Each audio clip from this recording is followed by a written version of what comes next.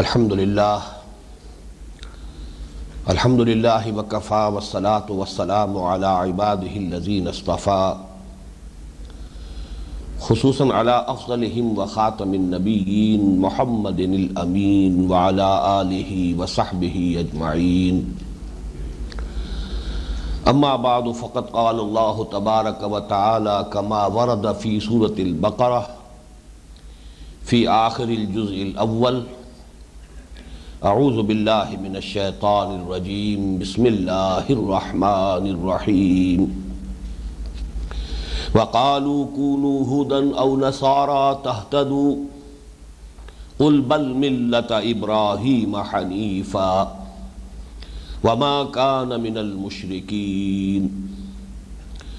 قولوا آمنا بالله وما أنزل إلينا وما أنزل إلى إبراهيم وإسماعيل وإسحاق وما أنزل إلى إبراهيم وإسماعيل وإسحاق ويعقوب والأسباط وما أوتي موسى وعيسى وما أوتي النبيون من ربهم لا نفرق بين أحد منهم ونحن له مسلمون فإن آمنوا بمثل ما آمنتم به فقد اهتدوا وإن تولوا فإنما هم في شقاق فسيكفيكهم الله وهو السميع العليم صبغة الله ومن أحسن من الله صبغة ونحن له عابدون قل أتحاجوننا في الله وهو ربنا وربكم ولنا أعمالنا ولكم أعمالكم ونحن له مخلصون ام تقولون ان ابراہیم واسماعیل واسحاق ویعقوب والاسباط كانوا هودا او نصارا قل أأنتم اعلم ام الله ومن اظلم ممن كتم شهادة عنده من الله وما الله بغافل عما تعملون تلك أمة قد خلت لها ما كسبت ولكم ما كسبتم ولا تسألون عما كانوا يعملون صدق الله العظيم رب اشرح لي صدري ويسر لي أمري واحلل عقدة من لساني يفقهوا قولي اللهم ربنا ألهمنا رشدنا وأعذنا من شرور أنفسنا اللهم أرنا الحق حقا وارزقنا اتباعه وأرنا الباطل باطلا وارزقنا اجتنابه اللهم وفقنا لما تحب وترضى آمین یا رب العالمین۔ ان آیات مبارکہ پر جن کی ابھی تلاوت ہوئی ہے، قرآن حکیم کا پہلا پارہ ختم ہو رہا ہے۔ ویسے یہ بات اس سے پہلے کئی مرتبہ عرض کی جا چکی ہے کہ 30 پاروں میں جو قرآن حکیم کی تقسیم ہے وہ کوئی مضمون کے اعتبار سے نہیں ہے، یہ معنوی تقسیم نہیں ہے،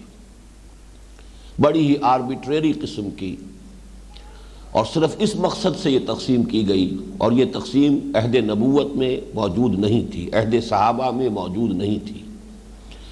30 پاروں میں تقسیم جو ہے تابعین کے عہد میں ہوئی ہے، اور اس میں اصل مقصد یہ تھا کہ اتنے برابر حصوں میں قرآن مجید کو تقسیم کر دیا جائے کہ ایک حصہ روزانہ اگر ایک انسان، ایک مسلمان تلاوت کرے تو ہر مہینے میں وہ قرآن مجید کا ایک دورہ مکمل کر لے، جسے ہم آج کل اصطلاحاً کہتے ہیں ایک مرتبہ قرآن ختم کر لے۔ بہرحال پاروں کی اس تقسیم کو ایک طرف رکھ دیجئے تو جو سورہ مبارکہ چل رہی ہے، سورہ بقرہ، اس کے بارے میں صرف یہ باتیں ذہن میں تازہ کر لیجئے کہ بنیادی طور پر یہ 2 حصوں میں منقسم ہے، اسی لیے میں نے اس کا ایک عنوان تجویز کیا ہے سورۃ الامتین، 2 امتوں کی صورت۔ پہلے حصے میں یا تو براہ راست خطاب ہے یا روح سخن ہے سابقہ امت مسلمہ یعنی بنی اسرائیل کی طرف، یہ 18 رکوعوں پر مشتمل ہے جس میں 152 آیات آ جاتی ہیں۔ دوسرا حصہ جو ہے وہ موجودہ امت مسلمہ یعنی امت محمد صلی اللہ علیہ وسلم سے خطاب پر مشتمل ہے۔ اس میں رکوع 22 ہے، آیات 134 ہیں، تو گویا کہ رکوعوں کی تعداد پہلے حصے میں کم ہے، 18 ہے 22 کے مقابلے میں، لیکن آیات کی تعداد جو ہے وہ پہلے حصے میں زائد ہے، 152 ہے 134 کے مقابلے میں۔ تو اس طرح یہ تقسیم تقریباً متوازن ہے، نصفین میں ہے۔ پہلے حصے کو بھی پھر ہم نے دیکھا ہے، بارہا یہ بات یہاں بیان ہو چکی ہے، لیکن چونکہ ہر درس میں بعض حضرات نئے ہوتے ہیں، میں ان کے حوالے سے تاکہ یہ ذہن نشین وہ بھی حضرات کر لیں اس حقیقت کو کہ پہلا حصہ پھر 3 حصوں میں منقسم ہے۔ پہلے 4 رکوع تمہیدی نوعیت کے ہیں، اور یوں سمجھئے کہ اس میں گویا کہ مکی قرآن کا خلاصہ آ گیا ہے۔ مکی قرآن سے جو 2/3 ہے اپنے حجم کے اعتبار سے، پورے قرآن کا 2/3 ہے کہ جو مکے میں ہجرت سے قبل نازل ہو چکا تھا۔ ظاہر بات ہے کہ اس قرآن کے اس حصے اور اتنے بڑے حصے کے نزول کا ایک نتیجہ نکل چکا تھا۔ وہ نتیجہ یہ کہ کچھ وہ لوگ تھے کہ جنہوں نے اس قرآن کے انوار سے اپنے قلوب و اذہان کو منور کیا، ان کی ایک جماعت صحابہ کرام کی، اور مہاجرین کی صورت میں اب وہ مدینے میں وہ جماعت موجود تھی لوگوں کے سامنے جب یہ سورہ بقرہ نازل ہو رہی ہے۔ یہ گویا کہ جیسے آپ کہتے ہیں کہ درخت اپنے پھل سے پہچانا جاتا ہے، یہ قرآن کا پھل تھا کہ جو اس وقت اہل مدینہ کے سامنے پیش کر دیا گیا۔ اور اس کے بعد یہ کہ وہ لوگ بھی اب وجود میں آ چکے تھے، قریش کے وہ سردار کے جو گویا کہ اپنی ضد اور عناد اور تعصب اور ہٹ دھرمی کی بنا پر یہ طے کر چکے تھے کہ کسی صورت انہوں نے حضور کی بات کو نہیں ماننا ہے۔ تیسرا طبقہ اب یہ مدینے میں پیدا ہو رہا تھا، بین منافقین کا، جو مدعی تو تھے ایمان کے لیکن یہ کہ حقیقت میں مومن نہیں تھے۔ تو پہلے 2 رکوعوں میں ان تینوں قسم کے افراد کی شناخت کرا دی گئی، ان کے اوصاف بیان کر دیے گئے، یہ مومنین صادقین ہیں، یہ وہ ہے کہ جو کفر پر اڑ چکے ہیں، اور یہ ہے جو بین ہے۔ تیسرے رکوع میں قرآن مجید کی دعوت کا خلاصہ، پورے مکی قرآن کی دعوت کا خلاصہ۔ چوتھے رکوع میں قرآن حکیم کے فلسفے کا جو بنیادی اس کا فلسفہ ہے اس کا خلاصہ۔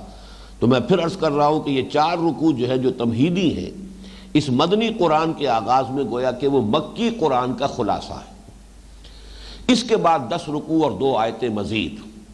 5ویں رکوع سے لے کر 15ویں رکوع کی پہلی 2 آیات تک یہ خطاب تھا بنی اسرائیل سے، سابقہ امت مسلمہ سے۔ اس کے بعد 4 رکوع، اس میں 2 آیتیں کم، اس لیے کہ 15ویں رکوع کی ہم نے 2 آیتیں شامل کی ہیں اس حصے میں، تو 2 آیت کم 4 رکوع ہیں یہ، 15واں 16واں 17واں 18واں 4 رکوع۔ ان کے لیے میں نے عرض کیا تھا ان کو ہم کہیں گے تحویلی ہے یہ حصہ، کہ اب سابقہ امت مسلمہ کی معزولی کا اعلان ہو رہا ہے کہ جس مقام اور منصب پر 2000 برس تک یہ امت فائز رہی، جب انہیں تورات دی گئی تھی تقریباً 1400 قبل مسیح میں، اس وقت سے لے کر حضور کو جب قرآن عطا کیا گیا 7ویں صدی کے آغاز میں، اس لیے کہ سن 610 میں حضور پر وحی کا آغاز ہوا ہے، تو پورے 2000 برس تک اس روئے ارضی پر اللہ کی نمائندگی کا مقام حاصل رہا ہے سابقہ امت مسلمہ یعنی بنی اسرائیل کو۔ لیکن اب وہ منصب ان سے سلب کیا گیا، چھین لیا گیا، وہ محروم کر دیے گئے، اور محروم کیے گئے اپنے کرتوتوں کے باعث، اپنے کردار کے باعث، اپنے طرز عمل کے باعث۔ پچھلے 10 رکوعوں میں تفصیلی گفتگو اس کے بارے میں ہو چکی ہے، ایک بڑی مفصل فرد جرم ان پر عائد کی جا چکی ہے۔ لیکن اب جو ہے یہی منصب عطا ہو رہا ہے امت محمد کو صلی اللہ علیہ وسلم، اور یہ جو تحویل منصب ہے، ایک امت سے منصب لے کر دوسری امت کو منتقل کرنا، اس کی علامت کے طور پر، اس کے سمبل کے طور پر تحویل قبلہ ہوا ہے۔ تو تحویل قیادت اور امامت کی، اور اس کے لیے علامت اور سمبل تحویل قبلہ، یہ گویا کہ ان 4 رکوعوں کا مرکزی مضمون ہے۔ اور چونکہ یہ قبلہ جو ہے اب بنایا جا رہا ہے بیت اللہ کو، اور اس کے معمار ثانی کہہ لیجئے، بہرحال جہاں تک انسانی تاریخ ہماری پہنچی ہے ابھی تک، اس لیے کہ تقریباً 5000 برس ہم سمجھتے ہیں کہ انسانی تاریخ کے وہ ہیں کہ جس کے بارے میں معلومات انسانوں کو حاصل ہیں۔ اس سے پہلے جو ہے وہ پری ہسٹورک ایرا ہے۔ تو پری ہسٹورک ایرا میں تو خانہ کعبہ کی تعمیر حضرت آدم نے کی ہے علیہ الصلوۃ والسلام، آدم اور شیس علیہم السلام، وہ دو تھے معماران یہ جو اللہ تعالیٰ کے لیے سب سے پہلا معبد، ان اول بیت وضع للناس للذی بمکہ، پہلا گھر جو بنایا گیا تعمیر ہوا ہے خدا واحد کی عبادت کے لیے، وہ ہے کہ جو مکے میں ہے۔ لیکن اس کی تعمیر ثانی ہوئی ہے حضرت ابراہیم اور حضرت اسماعیل کے ہاتھوں، اور حضرت اسماعیل حضرت ابراہیم قدر مشترک بھی ہیں۔ سابقہ امت مسلمہ بھی انہی کے نسل میں سے تھی، حضرت ابراہیم کے بیٹے حضرت اسحاق، ان کے بیٹے حضرت یعقوب، اور ان کا چونکہ لقب یا خطاب جو ہے وہ ہے اسرائیل، تو بنی اسرائیل جو ہے وہ اسرائیل کی اولاد، یہ سابقہ امت مسلمہ تھی، اور اسرائیل جو ہے پوتے ہیں حضرت ابراہیم کے۔ نئی امت مسلمہ کی تاسیس ہو رہی ہے بعثت محمدی کی بنیاد پر، اور محمد صلی اللہ علیہ وسلم آپ حضرت اسماعیل کی نسل سے ہیں، وہ بیٹے ہیں حضرت ابراہیم کے، تو گویا کہ قدر مشترک شخصاً بھی حضرت ابراہیم ہو گئے، اور دوسری طرف یہ کہ یہ خانہ کعبہ جو ہے جو قبلہ بنایا جا رہا ہے اس کے معمار حضرت ابراہیم ہیں۔ اس حوالے سے ہم نے 15ویں رکوع میں دیکھا کہ بڑی تفصیل سے حضرت ابراہیم حضرت اسماعیل کا ذکر آیا، پھر یہ کہ خانہ کعبہ کی تعمیر کا ذکر آیا، خانہ کعبہ کی تعمیر کے وقت ان کے جو جذبات تھے، جو دعائیں وہ کر رہے تھے باپ بیٹا علیہم الصلاۃ والسلام، وہ دعا بیان کی گئی کہ انہی کی دعا میں یہ بھی چیز بھی شامل تھی کہ اللہ ہماری اس نسل میں کہ جو ہم نے یہاں آباد کی ہے تیرے گھر کے پاس، اب ایک ایسی امت مسلمہ برپا کیجو کہ جن میں تو خود انہی میں سے کسی کو رسول کی حیثیت سے مبعوث کرے، اور وہ رسول انہیں تیری آیات سنائے اور ان کو کتاب اور حکمت کی تعلیم دے اور ان کا تزکیہ کرے۔ تو در حقیقت بعثت محمدی اسی دعا ابراہیم و اسماعیل کا ظہور ہے، اور یہ خانہ کعبہ جو ہے در حقیقت انہی ابراہیم کا تعمیر کردہ ہے۔ تو اب اس اعتبار سے گویا کہ اس کو تسہیل کی جا رہی ہے، چونکہ بڑا مشکل مرحلہ تھا تحویل قبلہ کا، اس کی تسہیل کے لیے یہ ساری تمہیدی جو گفتگو ہو رہی ہے وہ اس کے لیے ہے، پیلیٹیبل ہو جائے، آسانی سے قابل قبول ہو جائے، اذہان و قلوب اس کو قبول کرنے کے لیے تیار ہو جائے، یہ ساری گفتگو اسی تحویل قبلہ کی تمہید ہے۔ اب اس میں تقریباً 1.5 رکوع ہم پڑھ چکے ہیں، اب یہ 16ویں رکوع کا نصف آخر جو ہے وہ آج ہمیں پڑھنا ہے۔ وَقَالُوا كُونُوا هُودًا أَوْ نَصَارَىٰ تَهْتَدُوا، اور وہ یہ کہتے ہیں، قالو اس کے فاعل کون ہیں؟ یہود اور نصارہ، اور خاص طور پر اس وقت جو ہے اصلاً جو ہے یہودی تھے۔ وَقَالُوا كُونُوا هُودًا أَوْ نَصَارَىٰ تَهْتَدُوا قُلْ بَلْ مِلَّةَ إِبْرَاهِيمَ حَنِيفًا، وہ کہتے ہیں کہ یہودی بن جاؤ یا نصرانی بن جاؤ تب تم ہدایت پر ہوگے۔ یہ در حقیقت نبی اکرم صلی اللہ علیہ وسلم کی بعثت کے بعد جو ایک سخت مشکل میں مبتلا ہو گئے تھے، کیا کریں اور کس طریقے سے جو لوگ حضور کی دعوت کی پر لبیک کہہ رہے ہیں اور قبول کرتے چلے جا رہے ہیں، انہیں روکیں تو کیسے روکیں؟ اس کے لیے انہوں نے، جیسا کہ ہم اس سے پہلے بھی آیت نمبر 111 میں پڑھ چکے ہیں، وَقَالُوا لَن يَدْخُلَ الْجَنَّةَ إِلَّا مَنْ كَانَ هُودًا أَوْ نَصَارَىٰ تِلْكَ أَمَانِيُّهُمْ قُلْ هَاتُوا بُرْهَانَكُمْ إِن كُنتُمْ صَادِقِينَ۔ وہ یہ کہتے تھے، اگرچہ آپس میں یہودی اور نصرانی جو ہے ان کے آپس میں شدید اختلافات تھے، بڑے نزاعات تھے، یوں سمجھیے کہ آپس میں بیر تھا ان کے، اس لیے کہ عیسائی جسے اپنا خدا سمجھتے ہیں یا خدا کا بیٹا سمجھتے ہیں حضرت عیسیٰ علیہ السلام کو، اس کو سولی دینے والے یہودی تھے، لیکن یہ کہ مسلمانوں کے مقابلے میں وہ دونوں گویا کہ ایک دوسرے کے ساتھ یکجا ہو کر متحدہ محاذ بنا کر کہہ رہے ہیں کہ ٹھیک ہے، یہودیت بھی حق ہے اور نصرانیت بھی حق ہے، کسی کو اگر حق کی پیروی کرنی ہے تو یہ دو ہی راستے ہیں، یہودی ہو جائے یا نصرانی ہو جائے۔ اسی طرح جیسا کہ وہ قول میں نے ابھی آپ کو سنایا جو آیت نمبر 111 میں نقل ہوا ہے، نہیں داخل ہو سکے گا ہرگز جنت میں مگر صرف وہی جو یا یہودی ہے یا نصرانی ہے۔ اگرچہ ان دونوں آیات کی تعبیر مفسرین نے دونوں طور پر کی ہے کہ قالو علیحدہ علیحدہ ہے، یہودی کہتے ہیں کہ یہودی ہو جاؤ تو ہدایت پاؤ گے، اور نصرانی کہتے ہیں کہ نصرانی ہو جاؤ تو ہدایت پاؤ گے، لیکن یہاں ایک قالو میں دونوں کے قول کو جمع کر لیا گیا۔ ایک تعبیر یہ ہے کہ اس وقت بھی ان کے مابین یہ باہمی مفاہمت نہیں تھی بالفعل، بلکہ بجائے اس کے کہ یہ کہا جاتا کہ یہودی یہ کہتے ہیں کہ یہودی ہو جاؤ تب ہدایت پاؤ گے، اور نصرانی یہ کہتے ہیں کہ نصرانی ہو جاؤ تب ہدایت یافتہ ہوگے، ان دو جملوں کو ایک جملے میں سمو لیا گیا ایجاز کی خاطر، اختصار کی خاطر، کہ وہ یہ کہتے ہیں کہ یہودی ہو جاؤ یا نصرانی ہو جاؤ تب ہدایت یافتہ ہوگے۔ ایک دوسری رائے وہ ہے جو میں پہلے عرض کر چکا ہوں کہ یہ اصل میں مسلمانوں کی مخالفت کی شدت میں ان کا ایک متحدہ محاذ گویا کہ بن گیا ہے، اور جیسا کہ ہوتا ہے عام طور پر آپس میں چاہے کتنی ہی دشمنی ہو، لیکن یہ کہ اگر کوئی مشترک دشمن سامنے ہو جائے تو وہ باہمی دشمنی، بہت سے ہوتا ہے معاملہ بھائیوں میں آپس میں بہت اختلاف ہے اور بہت چپکلش ہے، لیکن یہ کہ اگر کوئی باہر سے کوئی ایک شخص جو ہے کسی طرف سے ایک مشترک دشمن سامنے آ جائے تو وہ بھائی متحد ہو جایا کرتے ہیں۔ اس قسم کا معاملہ جو ہے یہ بھی ایک رائے ہے کہ یہ در حقیقت ان کا قول تھا اسی مفاہمت باہمی پر مبنی کہ بھئی ٹھیک ہے، یہ دونوں دین جو ہیں برحق ہے، یہودیت بھی اور نصرانیت بھی۔ اب کسی کو اگر ہدایت کی طلب ہے، کوئی طالب حق ہے، تو اس کے لیے دونوں راستے کھلے ہیں، تیسرا راستہ کوئی نہیں۔ قل، اے نبی کہہ دیجئے صلی اللہ علیہ وسلم، بل ملت ابراہیم حنیفا۔ اب یہاں بل سے پہلے گویا کہ نہیں، لا، نہیں، تمہارا یہ قول غلط ہے، یہ محذوف مانا جائے گا، بلکہ ملت ابراہیمی جو یکسوئی کے ساتھ ہو اختیار کی جائے، یا ملت ابراہیم کی جو کہ یکسو تھے، حنیف تھے، یہ ہے کہ جو ہدایت کا راستہ ہے۔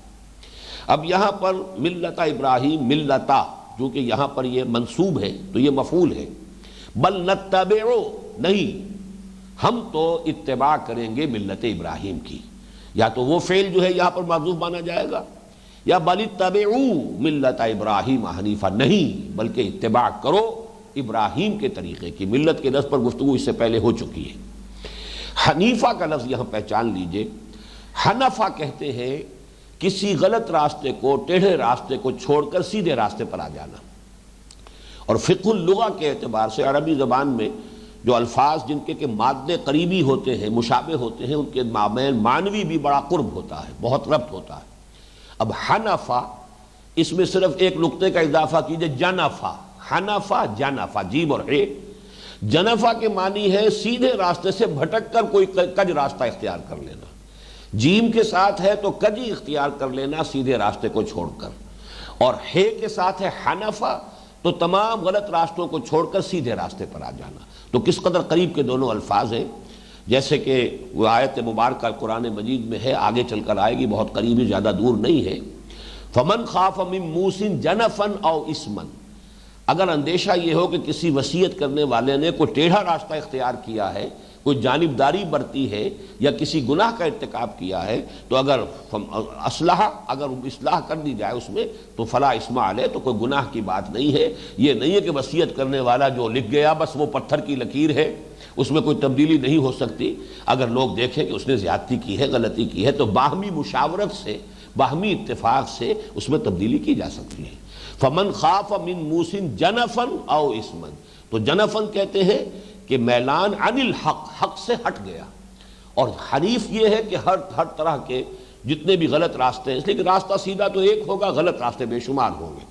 تو تمام غلط راستوں سے اور تمام غلط سمتوں سے ہٹ کر سیدھے راستے پر آ جانا، یکسو ہو جانا، یک رنگ ہو جانا، یہ حنیف ہے۔ البتہ اس میں پھر تفسیری اختلاف ہے کہ یہ حنیفن جو ہے یہ حال ہے، کس کا حال ہے؟ عام رائے یہ ہے کہ ابراہیم، بل ملت ابراہیم حنیفہ، نہیں بلکہ پیروی کرو ملت ابراہیم کی، اور ابراہیم کون تھے؟ جو حنیف تھے، یکسو تھے تمام، جیسے کہ ان کا قول جو ہے سورہ انعام میں نقل کیا گیا ہے، انی وجہت وجہی للذی فطر السماوات والارض حنیفا وما انا من المشرکین، میں نے تو تمام اطراف سے رخ موڑ کر اپنا چہرہ اور اپنا رخ سیدھا کر لیا ہے اس ہستی کی طرف جس نے آسمان اور زمین پیدا فرمائے۔ وہاں سے یہ لفظ حنیف جو ہے یوں سمجھیے کہ حضرت ابراہیم علیہ السلام کی ایک ایسی صفت بن گئی ہے کہ جو لا ینفک ہے، بلکہ اس سے آگے ایک اور صفت ہے ان کی کہ جو لا ینفک ہے، جہاں ان کا ذکر ہوتا ہے اس کا تذکرہ ضرور ہوگا، وما کان من المشرکین، اور وہ مشرکین میں سے ہرگز نہیں تھے۔ یہ گویا کہ سب سے بڑا، میں عرض کیا کرتا ہوں، ٹیسٹیمونیل، سب سے بڑی سند، سب سے بڑا جو ہے سرٹیفکیٹ جو اللہ تعالیٰ کی طرف سے حضرت ابراہیم کو عطا ہوتا ہے قرآن مجید میں، اکثر و بیشتر آپ دیکھیں گے جہاں حضرت ابراہیم کا تذکرہ ہے وما کان من المشرکین، اس لیے کہ واقعتاً جیسا کہ ہم تفصیل سے 15ویں رکوع کے ضمن میں پڑھ چکے ہیں، جس ماحول میں انہوں نے آنکھ کھولی ہے ہر نوع کا شرک انتہائی عروج پر تھا، ظلمات بعضھا فوق بعض،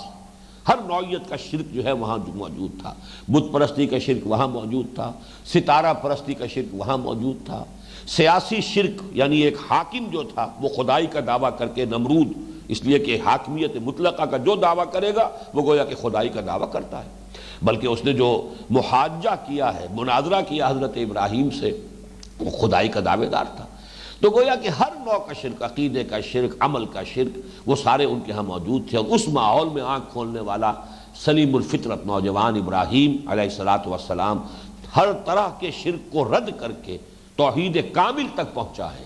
وہ توحید کامل نظریے کی بھی، عقیدے کی بھی، عمل کی بھی، انفرادی سطح پر بھی، اجتماعی سطح پر بھی۔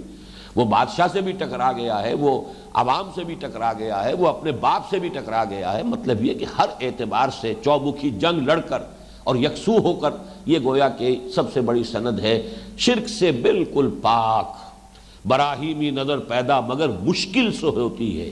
ہوس چھپ چھپ کے سینوں میں بنا لیتی ہے تصویریں۔ ابراہیم کے مقام تک پہنچنا آسان کام نہیں ہے۔ کہیں سینے کے اندر غیر اللہ کی محبت ہی غالب آ گئی ہے اللہ کے اوپر، اللہ کی محبت پر، آپ کو پتہ بھی نہیں چلا اور آپ مشرک ہیں۔ دولت کی محبت اللہ کی محبت سے بالا تر ہو گئی تو مشرک ہیں، چاہے آپ کسی بت کو سجدہ نہیں کرتے، چاہے آپ نے کسی بھی اس دیوی کو نہیں پوجا ہے کہ جس کے بارے میں ہندوؤں کا عقیدہ ہے کہ وہ جس پر مہربان ہو جائے پھر اس کی دولت کی ریل پیل ہو جاتی ہے۔ دیوی کو آپ نے نہیں پوجا، لیکن اس دیوی کو وہ پوجتے ہیں دولت کی محبت میں۔ دولت کی محبت آپ کے اندر اتنی ہے جتنی اس ہندو کے اندر ہے، تو در حقیقت پھر آپ بھی اتنے ہی بڑے مشرک ہیں، چاہے آپ نے اس دیوی کی کو مورتی جو ہے اس کو کبھی سجدہ نہیں کیا ہے۔ تو اس حوالے سے یہ کہ اس شرک سے پورے طور پر بچ جانا کوئی آسان کام نہیں۔ دوسری رائے یہ ہے کہ یہ جو حنیف کا لفظ ہے یہ ملت کے لیے آیا ہے، کہ یکسو ہو کر جو ابراہیم کی ملت ہے اس کو اختیار کیا جائے۔ بہرحال یہ اکثر کا جو اجماع ہے وہ اسی پر ہے کہ یہ حضرت ابراہیم علیہ السلام ہی کے لیے صفت کے طور پر یا یوں سمجھیے حال کے طور پر، یہ حال کہلائے گا، ٹیکنیکل جو ٹرم ہے عربی گرامر کی، بل ملت ابراہیم حنیفہ وما کان من المشرکین۔ اب اس کے مقابلے میں جوابی دعوت، ان کی دعوت تو یہ ہے مسلمانوں، لیکن دعوت کا مقابلہ ہمیشہ دعوت کر سکتی ہے۔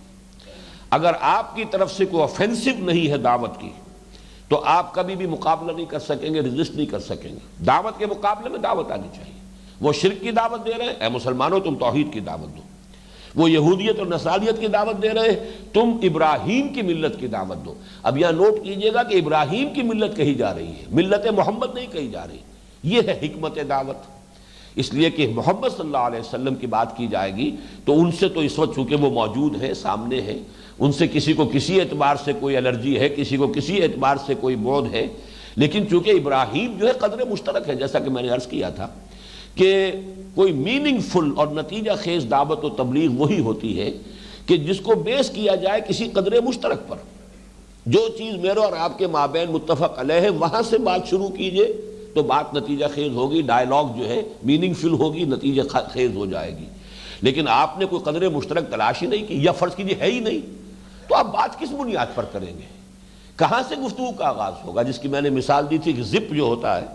وہ آپ نیچے سے اس کا وہ ہے جو ہینڈل ہے اس کو کھینچتے ہوئے اوپر لائیے گا تو اوپر تک وہ جو زپ جو ہے اس کے تمام دندانے آپس میں فٹ بیٹھ جائیں گے۔ ویسے جوڑنے کی کوشش کریں گے اوپر سے کبھی نہیں جڑے گا۔ وہ تو وہاں سے چلیے جہاں پر کہ مشترک ہے، جہاں جڑا ہوا ہے وہ پہلے سے، وہاں سے کھینچتے چلے جائیے، وہ جڑ جائے گا۔ تو اسی طریقے سے اس رکوع میں خاص طور پر آپ دیکھیں گے کہ اس قدر مشترک پر بات کرنے کے لیے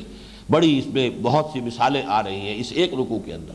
کہ جب بھی گفتگو کرنی ہو کوئی قدر مشترک تلاش کرو، پھر اس سے بات کو آگے بڑھاؤ کہ جب یہ بات میرے اور آپ کے مابین متفق علیہ ہے تو بھائی اس سے یہ لازم آتا ہے،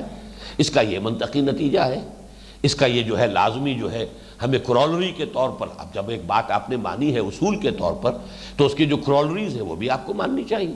اور اگر کسی شخص کے اندر کوئی ہٹ دھرمی نہیں ہے، تعصب نہیں ہے، ضد نہیں ہے تو رفتہ رفتہ وہ اس کو مانتا ہوا آئے گا آگے۔ تو یہاں آپ دیکھیں گے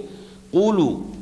تم یہ کہو، آمنا باللہ وما انزل الینا وما انزل الی ابراہیم و اسماعیل و اسحاق و یعقوب والاسباط وما اوتی موسیٰ و عیسیٰ وما اوتی النبیون من ربہم لا نفرق بین احد منہم ونحن لہ مسلمون۔ اے مسلمانوں تم جواباً حملہ کرو، تم یہ کہو، تمہارا جوابی حملہ اس قول پر مبنی ہونا چاہیے کہ نہیں دیکھو ہم ایمان لائے اللہ پر، اللہ ہمارے اور تمہارے درمیان مشترک، یہ آگے چل کر آئے گا۔ قل اتحاجوننا فی اللہ وہو ربنا وربکم، کیا ہم سے اللہ کے بارے میں جھگڑا کر رہے ہو؟ اللہ تو ہمارے اور تمہارے مابین مشترک ہے، ہمارا بھی رب ہے تمہارا بھی رب ہے، تم بھی اسی کو مانتے ہو ہم بھی مانتے۔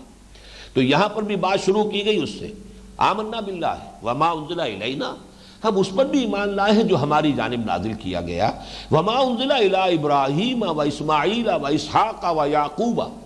اب یہاں نام گنیے تو ان میں صرف اسماعیل کا نام تو ایسا ہے ایک کہ جو ان کے لیے کچھ ناقابل قبول ہوگا، اس لیے کہ انہوں نے وہ سارے مقامات جو اللہ نے حضرت اسماعیل کو عطا کیے تھے سب حضرت اسحاق کے نام لکھ دیے ہیں، ذبیح اللہ بھی انہیں بنا دیا، تورات میں تحریفات کی، خانہ کعبہ کا معاملہ جو ہے اس کو بالکل گم کرنے کے لیے کہ تاریخ میں تذکرہ ہی نہ رہے، وہ بکہ جو ہے وہ وادی بکا فلسطین کی ایک وادی کا نام رکھ دیا گیا۔ یہ ساری تحریفیں انہوں نے کی ہیں۔ حضرت اسماعیل کو وہ مانتے ہیں، ان کی شخصیت کا انکار نہیں کر سکتے، لیکن ان کے بارے میں صرف یہ کہ وہ گھٹیا نسل سے تھے، اس لیے کہ ان کی والدہ ہاجرہ جو ہے وہ تو کنیز تھی، جبکہ اصل خاندانی جو اہلیہ تھیں، بیوی تھیں، زوجہ تھیں حضرت ابراہیم کی، وہ حضرت سارہ تھیں۔ تو حضرت سارہ جو ہے وہ بہرحال وہ والدہ ہیں حضرت اسحاق کی، تو اصل بیٹے تو اسحاق ہوئے، ان کے بیٹے حضرت یعقوب ہیں۔ لیکن یہاں اب آپ دیکھیے کہ جب کوئی بات کسی ایک تسلسل میں کہی جاتی ہے تو وہ بات آسانی کے ساتھ قابل قبول ہو سکتی ہے۔ اگر آپ ایک خاص شے کو پن پوائنٹ کر کے اسی پر ضرب لگاتے چلے جائیں گے تو اس سے نتیجہ نہیں نکلے گا، لیکن یہ کہ اس کو ایک مجموعی انداز میں ایک کلیکٹیو پیکج کی شکل میں لے کر آئیں گے تو وہ ایک شے جو ہے آسانی کے ساتھ قابل قبول ہو سکتی۔ ظاہر بات ہے جو شخص ہٹ دھرمی پر اترا ہوا وہ تو کسی صورت نہیں مانے گا، لیکن آپ کی کوشش یہ ہوگی کہ جس میں کسی درجے میں بھی قبولیت حق کی استعداد ہے، مادہ ہے، طالب حق ہے، کسی درجے میں بھی اسے آپ لوز نہ کریں، بلکہ یہ کہ آپ کا طریق تبلیغ وہ ہو کہ بہرحال وہ اپنے دل میں یہ کہنے پر مجبور ہو جائے کہ بھائی جو بات یہ کہہ رہے ہیں معقول ہے، جو انہوں نے دلیل دی ہے واقعی عقل میں آتی، سمجھ میں آتی ہے، یہ بات جو ہے یہ زدم زدہ کے انداز میں نہیں کر رہے ہیں، بحثہ بحثی کے انداز میں نہیں کر رہے ہیں، صرف مجھے چپ کرا دینا ان کے سامنے نہیں ہے، بلکہ جو یہ بات کہہ رہے ہیں جو حق ہے اسے یہ تسلیم بھی کرتے ہیں۔ یہ جو انداز ہے اگر ہو داعی کا تبھی دعوت نتیجہ خیز ہوگی، ورنہ نہیں، ورنہ پھر مناظرہ ہو جائے گا۔ مناظرہ ایک بالکل مختلف شے ہے۔ مناظرے میں پیش نظر ہوتا ہے مخاطب کو چپ کرا دینا، چاہے وہ قائل ہو یا نہ ہو، قبول کرے نہ کرے، چپ ہو جائے، زبان بند کرا دینا اس کا۔ لیکن یہ کہ دعوت جو ہے وہ بالکل ایک مختلف شے ہے مناظرے کے مقابلے میں۔ فرمایا قولوا آمنا باللہ وما انزل الینا وما انزل، یہ کوئی انوکھی بات نہیں ہے کہ محمد پر قرآن نازل ہوا، اللہ کی طرف سے کتابیں آتی رہی، وحی آتی رہی، تم بھی مانتے ہو ہم بھی مانتے ہیں، ابراہیم نبی تھے انہیں وحی آئی ہے، پھر اسماعیل پر، اسحاق پر، ان کے دونوں بیٹے ہیں ان پر وحی آئی ہے، اس لیے کہ تیسری بیوی سے جو اولاد تھی 5 بیٹے، ان میں سے کسی کے بارے میں یہ ثبوت نہیں ہے کہ انہیں بھی نبوت عطا ہوئی ہو، اگرچہ ان کی نسل میں پھر حضرت شعیب علیہ السلام بنی قطورہ میں جو مدین، جو ان کے یا مدیان ایک بیٹے تھے 5 بیٹوں میں سے، حضرت قطورہ کی اولاد میں سے، ان میں حضرت شعیب کی جو ہے وہ پھر اس نسل میں ان کی بعثت ہوئی ہے، لیکن خود حضرت ابراہیم کے ان 5 بیٹوں میں سے کسی کو نبوت ملی یہ ثابت نہیں ہے، بلکہ یہاں سے یہ ثابت ہو رہا ہے کہ نہیں ملی، ورنہ یہ کہ ان کے نام کو بھی یہاں ضرور انکلوڈ کیا جاتا۔ تو فرمایا کہ ہم تو ایمان رکھتے ہیں اللہ پر بھی، اور جو کچھ ہماری جانب نازل کیا گیا اس پر بھی، اور جو کچھ نازل کیا گیا ابراہیم کی جانب، اسماعیل کی جانب، اسحاق کی جانب اور یعقوب کی جانب، والاسباط، اسباط سبت کی جمع ہے،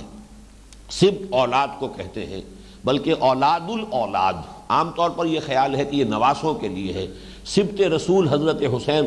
رضی اللہ تعالی عنہ کو زیادہ نمایاں کرنے کے لیے اہل تشیع نے خاص طور پر یہ سبت اسباط سے مراد نواسے لیا، بیٹی کی اولاد، حالانکہ یہ کہ اہل لغت کا اس پر اجماع ہے کہ اولاد الاولاد، چاہے وہ یعنی بیٹے کی اولاد ہو، پوتا پوتیاں، یہ بھی اسی میں اسباط میں آئیں گے، اور نواسا نواسیاں بیٹی سے جو آگے چل رہا ہے سلسلہ وہ بھی اسباط میں۔ تو جو بھی ان کی اسباط ہیں، حضرت ابراہیم علیہ السلام، حضرت اسماعیل، حضرت اسحاق، حضرت یعقوب کے پھر اسباط ہیں وہ 12 قبیلے۔ اب ان میں سے جس جس کے اندر کوئی نبوت آئی ہے، جس جس کو اللہ تعالیٰ نے اس منصب پر فائز کیا ہے، انہیں جو بھی وحی عطا ہوئی اس پر بھی ہمارا ایمان ہے۔ وما اوتیہ موسیٰ و عیسیٰ، اور جو کچھ دیا گیا موسیٰ کو اور عیسیٰ کو۔ اب یہ 2 نام خاص طور پر اس لیے لیے گئے اس اسباط میں سے کہ ان دونوں کے حوالے سے وہ 2 مذہب ہیں، اس لیے کہ حضرت موسیٰ علیہ السلام کی طرف منسوب ہے یہودیت، حضرت عیسیٰ کی طرف منسوب ہے نصرانیت، ان دونوں کو بھی اس میں لے آیا گیا، ورنہ یہ کہ اور بہت سے انبیاء ہوئے ہیں حضرت یعقوب کی نسل میں، وہ تو حضرت موسیٰ سے لے کر حضرت عیسیٰ تک نبوت کا تار ٹوٹا ہی نہیں، مسلسل، کلما ہلک نبی خلفہ نبی، جیسے ہی کسی نبی کا انتقال ہوتا تھا اس کا جانشین نبی ہوتا تھا، یہ مسلسل تار چلا ہے۔ اور عجیب بات یہ ہے کہ شروع میں بھی 2 اور آخر میں بھی 2۔ شروع میں حضرت اس حضرت موسیٰ کے ساتھ حضرت ہارون وہ بھی نبی تھے، آخر میں حضرت عیسیٰ، اور ان کے زمانے میں ان کے ہمعصر حضرت یحییٰ کرائی فرام دی ولڈرنس، وہ بھی وہ تو نبی تھے۔ تو شروع بھی دو نبیوں سے، اختتام بھی دو نبیوں سے، اور درمیان میں تار ٹوٹ آئی نہیں۔ وما اوتی النبیون من ربہم، یعنی ناموں پر کیا دار و مدار انحصار، تمام نبیوں کو جو کچھ بھی دیا گیا ان کے رب کی طرف سے ہم سب پر ایمان رکھتے ہیں۔ ولا نفرق بین احد منہم، اور ہم ان میں سے کسی کے مابین تفریق نہیں کرتے۔ اس لفظ کو پہچان لیجیے، تفریق کسے کہتے ہیں؟ علیحدہ کر دینا۔ فرق اور خرق یہ تمام الفاظ، فلق کے معنی بھی پھاڑ دینا، خرق کے معنی بھی پھاڑ دینا، فرق کے معنی بھی پھاڑ دینا، یہ علیحدہ، یہ بھی وہ فقہ اللغہ جو قریب کے الفاظ ہوتے ہیں ان کے اندر مفہوم کے اعتبار سے بھی قرب اور معنویت ہے۔ تو یہ جو پھاڑ دینا ہے یہ اس معنی میں کہ ایک رسول کو مانے ایک ان کو نہ مانے، یہ تفریق ہے۔ اس کے مقابلے میں ایک لفظ ہے تفضیل، ایک کو دوسرے پر فضیلت دینا، یہ انبیاء کے مابین قرآن مجید سے ثابت ہے۔ چنانچہ تیسرے پارے کی پہلی آیت ہے تلک الرسل فضلنا بعضهم علی بعض، یہ وہ رسول ہے کہ جن میں سے ہم نے بعض کو بعض پر فضیلت دی ہے۔ تو تفضیل تو ہے، فضیلت تو ہے، تفریق اگر کی جائے گی تو کفر ہو جائے گا، کیونکہ یہ ایک ہے۔ ہذہ امتکم امۃ واحدہ،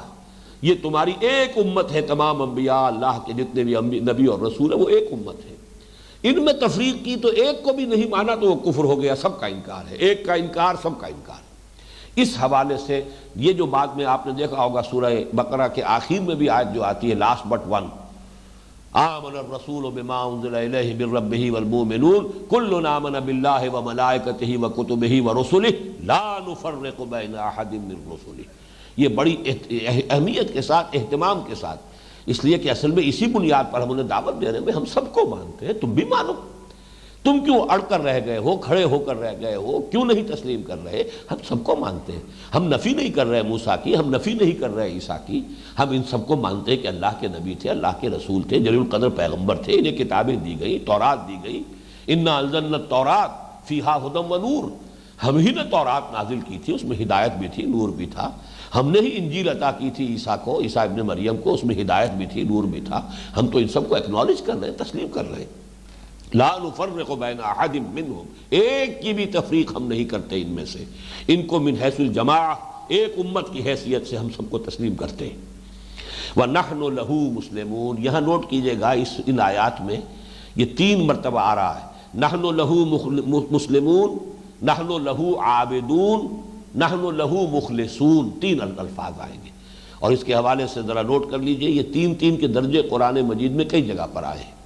اور حدیث جبرائیل میں بھی اسلام، ایمان، احسان 3 درجے ہیں۔ اسی طریقے سے سورہ مائدہ کی ایک آیت میں بھی اذا اتقوا وآمنوا وعملوا الصالحات ثم اتقوا وآمنوا ثم اتقوا واحسنوا، 3 درجے وہاں بھی بیان کیے گئے۔ تو یہاں پر بھی ایک معنوی حقیقت ہے اس کی، اسلام، عبادت، اور پھر آخر میں اخلاص، مخلصون، نحن لہو مخلصون۔ یہاں تو یہ وہ لفظ ہے جو اس سے پہلے کئی مرتبہ آ چکا، وَنَحْنُ لَهُ مُسْلِمُونَ، ہم تو اسی کے فرما بردار ہیں، اس کا حکم ماننے والے ہیں، اس نے جس کو رسالت سے سرفراز فرمایا ہم اس کو تسلیم کرتے ہیں، اللہ کا اختیار مطلق ہے، جس کو چاہے وہ چن لے، جس کو چاہے پسند کر لے، اس کی حکمت بالغہ ہے، نبوت کس کو عطا فرمائے، واللہ یعلم اعلم حیث یجعل رسالتہ، اللہ زیادہ واقف ہے، زیادہ جانتا ہے کہ کہاں وہ اپنی رسالت رکھے، کون اس کی رسالت کا اہل ہے، کس کو یہ منصب عطا کیا جائے۔ تو ہم خامخواہ زدم زدہ میں کسی نسلی منافرت کی بنا پر یا کسی اور عصبیت کی بنا پر کسی نبی کا انکار نہیں کرتے۔ فَإِنْ آمَنُوا بِمِثْلِ مَا آمَنْتُمْ بِهِ، پھر یہ فا جو ہے یہاں پر تعقیب کے لیے آ رہا ہے، یہ پوری گفتگو کے بعد، پس اگر وہ ایمان لے آئیں اس طور سے جس طور سے اے مسلمانوں تم ایمان لائے ہو۔ یہ بہت معنی خیز ہے، اس لیے کہ جیسا کہ میں نے آج تمہید میں بھی عرض کیا تھا، وہ جو تمہیدی حصہ ہے اس سورہ مبارکہ کا، اس میں آیا تھا کہ کچھ لوگ ہیں جو کہتے ہیں کہ ہم بھی مومن ہیں، وَمِنَ النَّاسِ مَن يَقُولُ آمَنَّا بِاللَّهِ وَبِالْيَوْمِ الْآخِرِ وَمَا هُمْ بِمُؤْمِنِينَ، کچھ لوگ ہیں جو مدعی ایمان ہیں، وہ کہتے ہیں ہم بھی ایمان رکھتے ہیں اللہ پر بھی، یوم آخر پر بھی، وہ حقیقتاً مومن نہیں ہے، اس لیے کہ ریزرویشن کر رہے ہیں، وہاں ایمان بالرسول کا ذکر نہیں ہے، جبکہ ایمان بالرسول اگر شامل نہ ہو، بلکہ اصل تو کسی کے مسلمان ہونے کی پہلی شرط محمد پر ایمان ہے صلی اللہ علیہ وسلم۔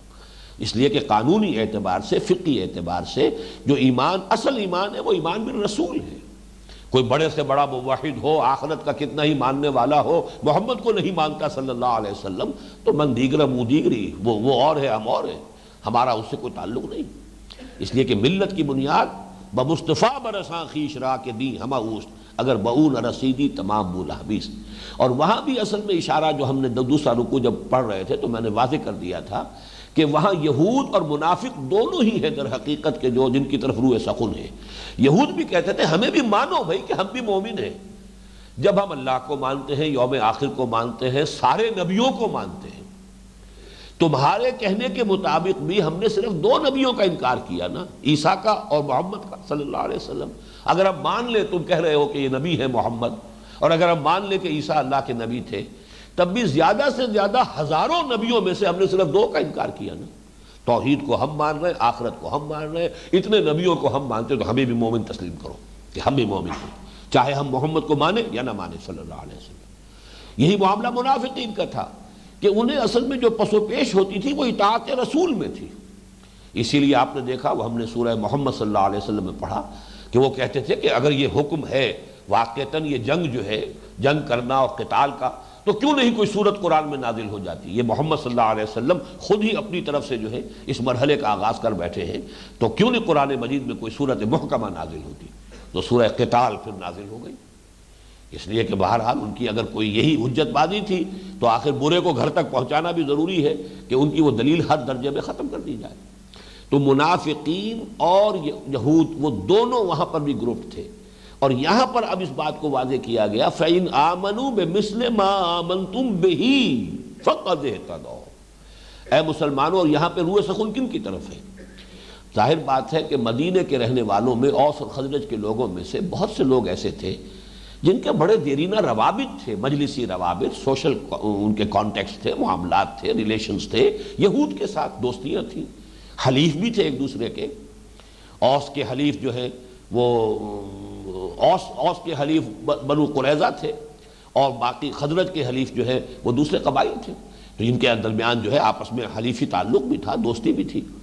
تو پھر ایسے مسلمان بھی تھے جو کہتے ہیں بھائی ٹھیک ہے، وہ صرف حضور کو نہیں مان رہے نا، کیا ہے اس میں، چلو مانو،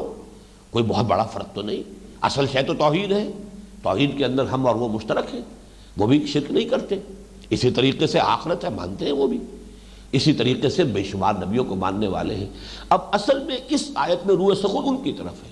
کہ جیسے ہمارے ہاں بھی آج کل رواداری ہونی چاہیے، صاحب یہ کیا ہے، بالکل آدمی جو ہے بہت ہی سخت ہو جائے، کوئی لچک ہی نہ ہو، رواداری ہے۔ یہ رواداری دین میں نہیں ہے، اس معنی میں کہ جو حق ہے وہ حق ہے، جو باطل ہے وہ باطل ہے۔ اقبال نے بہت خوبصورت شعر کہا ہے کہ شرکت میں آنا ہے حق و باطل نہ کر قبول، باطل دوئی پسند ہے حق لا شریک ہے۔ باطل تو چاہتا ہے کسی درجے میں اسے اکنالج کر لیا جائے، اور وہ حق کے کسی جز کو لے کر اسی پر اپنی بساط بچھاتا ہے، اس لیے کہ باطل محض کا وجود ہی کوئی نہیں ہے۔ جیسے وہ بیل ہوتی ہے آکاش بیل، آکاش بیل خود اوپر نہیں اٹھ سکتی، وہ تو کسی درخت پر چڑھے گی، اس میں اوپر چڑھنے کی صلاحیت ہے ہی نہیں، درخت ہوگا تو چڑھے گی۔ تو باطل کی حیثیت یہ ہے کہ خود کھڑا رہ ہی نہیں سکتا، حق کے کسی جز کو قبول کرتا ہے، اس کے بل پر کھڑا ہوتا ہے۔ تو باطل دو ہی پسند ہے، باطل تو چاہے گا کہ حق کے کسی حصے کو وہ قبول کرے، اس لیے کہ اس کے بغیر اس کا وجود ہی کوئی نہیں، لیکن حق لا شریک ہے، حق کسی باطل کے ساتھ کوئی مصالحت، کوئی کمپرومائز، کوئی گیو اینڈ ٹیک کر کے معاملہ کرنے کے لیے تیار نہیں۔ باطل دوئی پسند ہے، بہت میں سمجھتا ہوں بڑا حکیمانہ شعر ہے، باطل کی فطرت میں ہے کہ وہ تو چاہے گا کہ کسی نہ کسی درجے میں کوئی مصالحت ہو جائے، کوئی آمیزش ہو جائے، حق کا کوئی جز میں اختیار کر لوں تاکہ میرے اندر مقاومت پیدا ہو، ریڑھ کی ہڈی مجھے ملے جس کے بل پر میں سارا تانا بانا جو ہے اپنے باطل نظریات کا جو ہے اس کے گرد بن سکوں۔ باطل دوئی پسند ہے حق لا شریک ہے، شرکت میں آنا ہے حق و باطل نہ کر قبول۔ وہی بات یہ ہے کہ فَإِنْ آمَنُوا بِمِثْلِ مَا آمَنْتُمْ بِهِ فَقَدِ اهْتَدَوْا۔ اے مسلمانوں، پھر اگر یہ ایمان لائیں اس طور سے جس طور سے تم ایمان لائے، کوئی ریزرویشنز نہ ہو، کسی نبی کا انکار نہ ہو، کسی معاملے کے اندر بھی کوئی انہوں نے کوئی وہ کمپرومائز نہ کیا ہو باطل کے ساتھ، اگر وہ اس طور سے ایمان لائے فَقَدِ اهْتَدَوْا، تب وہ ہدایت پر ہوں گے۔ اب یہ جواب ہوا اس کا وَقَالُوا كُونُوا هُودًا أَوْ نَصَارَىٰ تَهْتَدُوا، انہوں نے یہ کہا تھا کہ یا تو یہودی بن جاؤ یا نصرانی بن جاؤ تب تم ہدایت یافتہ ہوگے، یہاں اب جواب مکمل ہوا، فَإِنْ آمَنُوا بِمِثْلِ مَا آمَنْتُمْ بِهِ فَقَدِ اهْتَدَوْا وَإِنْ تَوَلَّوْا، اور اگر وہ پیٹھ موڑ لیں، روگردانی کریں، فَإِنَّمَا هُمْ فِي شِقَاقٍ، یہ لفظ ذرا اچھی طرح سمجھ لیجئے۔ شقاق کہتے ہیں زدم زدہ، بغض، جس کو بعض اوقات ہم اپنی زبان میں کہتے ہیں للہ بغض۔ کسی سے کوئی ایسی نفرت ہو جاتی ہے، للہ بغض ہو جاتا ہے کہ اس کی ہر بات کی نفی کرنی ہی کرنی، اس کی بات کو کہ کتنی ہی حق ہو، کتنا ہی دل اسے قبول کر رہا ہو، دماغ بھی تسلیم کر رہا ہو، نہیں ماننا، یہ شقاق ہوتا۔ فَإِنَّمَا هُمْ فِي شِقَاقٍ، اور اگر یہ اس طور سے ایمان لانے کے لیے تیار نہیں ہے تو اے مسلمانوں، چاہے یہ کتنے ہی اپنی جو ہے خلوص اور اخلاص کا تمہیں یقین دلائیں، کتنی ہی قسمیں کھائیں، لیکن جان لو فَإِنَّمَا هُمْ فِي شِقَاقٍ، یہ زدم زدہ میں، بغض میں، عناد میں، للہ عداوت جو ہے ان کے اندر پیدا ہو چکی ہے، اور یہ ماننے والے نہیں۔ یہاں سارا روئے سخن پھر نوٹ کیجئے گا ان مسلمانوں کی طرف ہے جو ان کی وہ جو لیپا پوتی تھی یا چاپلوسانہ گفتگو ہوتی تھی، رواداری کے انداز میں، جیسے آج کل واعظ کہے جاتے ہیں، اور یہ چیزیں وہ ہیں کہ جو بہرحال کچھ نہ کچھ لوگوں کو اپیل کر جاتی کہ ہاں بھائی ٹھیک ہے، آخر یہ لوگ بھی ہیں، ان کو اکوموڈیٹ کرنا چاہیے، آدمی کو کسی نہ کسی درجے میں جو ہے وہ ایکنالج کرنا چاہیے ان کو بھی۔ لیکن یہاں یہ کہ جب تک ملت کا علیحدہ تشخص پورے طور سے برقرار نہ ہو، قائم نہ ہو، اس کو پوری طرح گارڈ نہ کیا جائے، جیسے ہندوستان میں ایک بہت اہم مرحلے پر جبکہ یہ امت کا اور ملت کا تشخص ختم ہو رہا تھا دین الہی یا دین اکبری کے ذریعے سے، تو حضرت مجدد الفسانی کھڑے ہوئے ہیں رحمت اللہ علیہ، اور جس طریقے سے انہوں نے تشخص، اور اس میں خاص طور پر ان کے مکتوبات کو دیکھیے گا تو اتباع شریعت اور اطاعت محمد صلی اللہ علیہ وسلم سب سے زیادہ زور ان کے ہاں جو ہے اسی بات پر ہے۔ لہٰذا اس لیے کہ اسی کے بل پر تو در حقیقت ملت کا تشخص قائم ہے،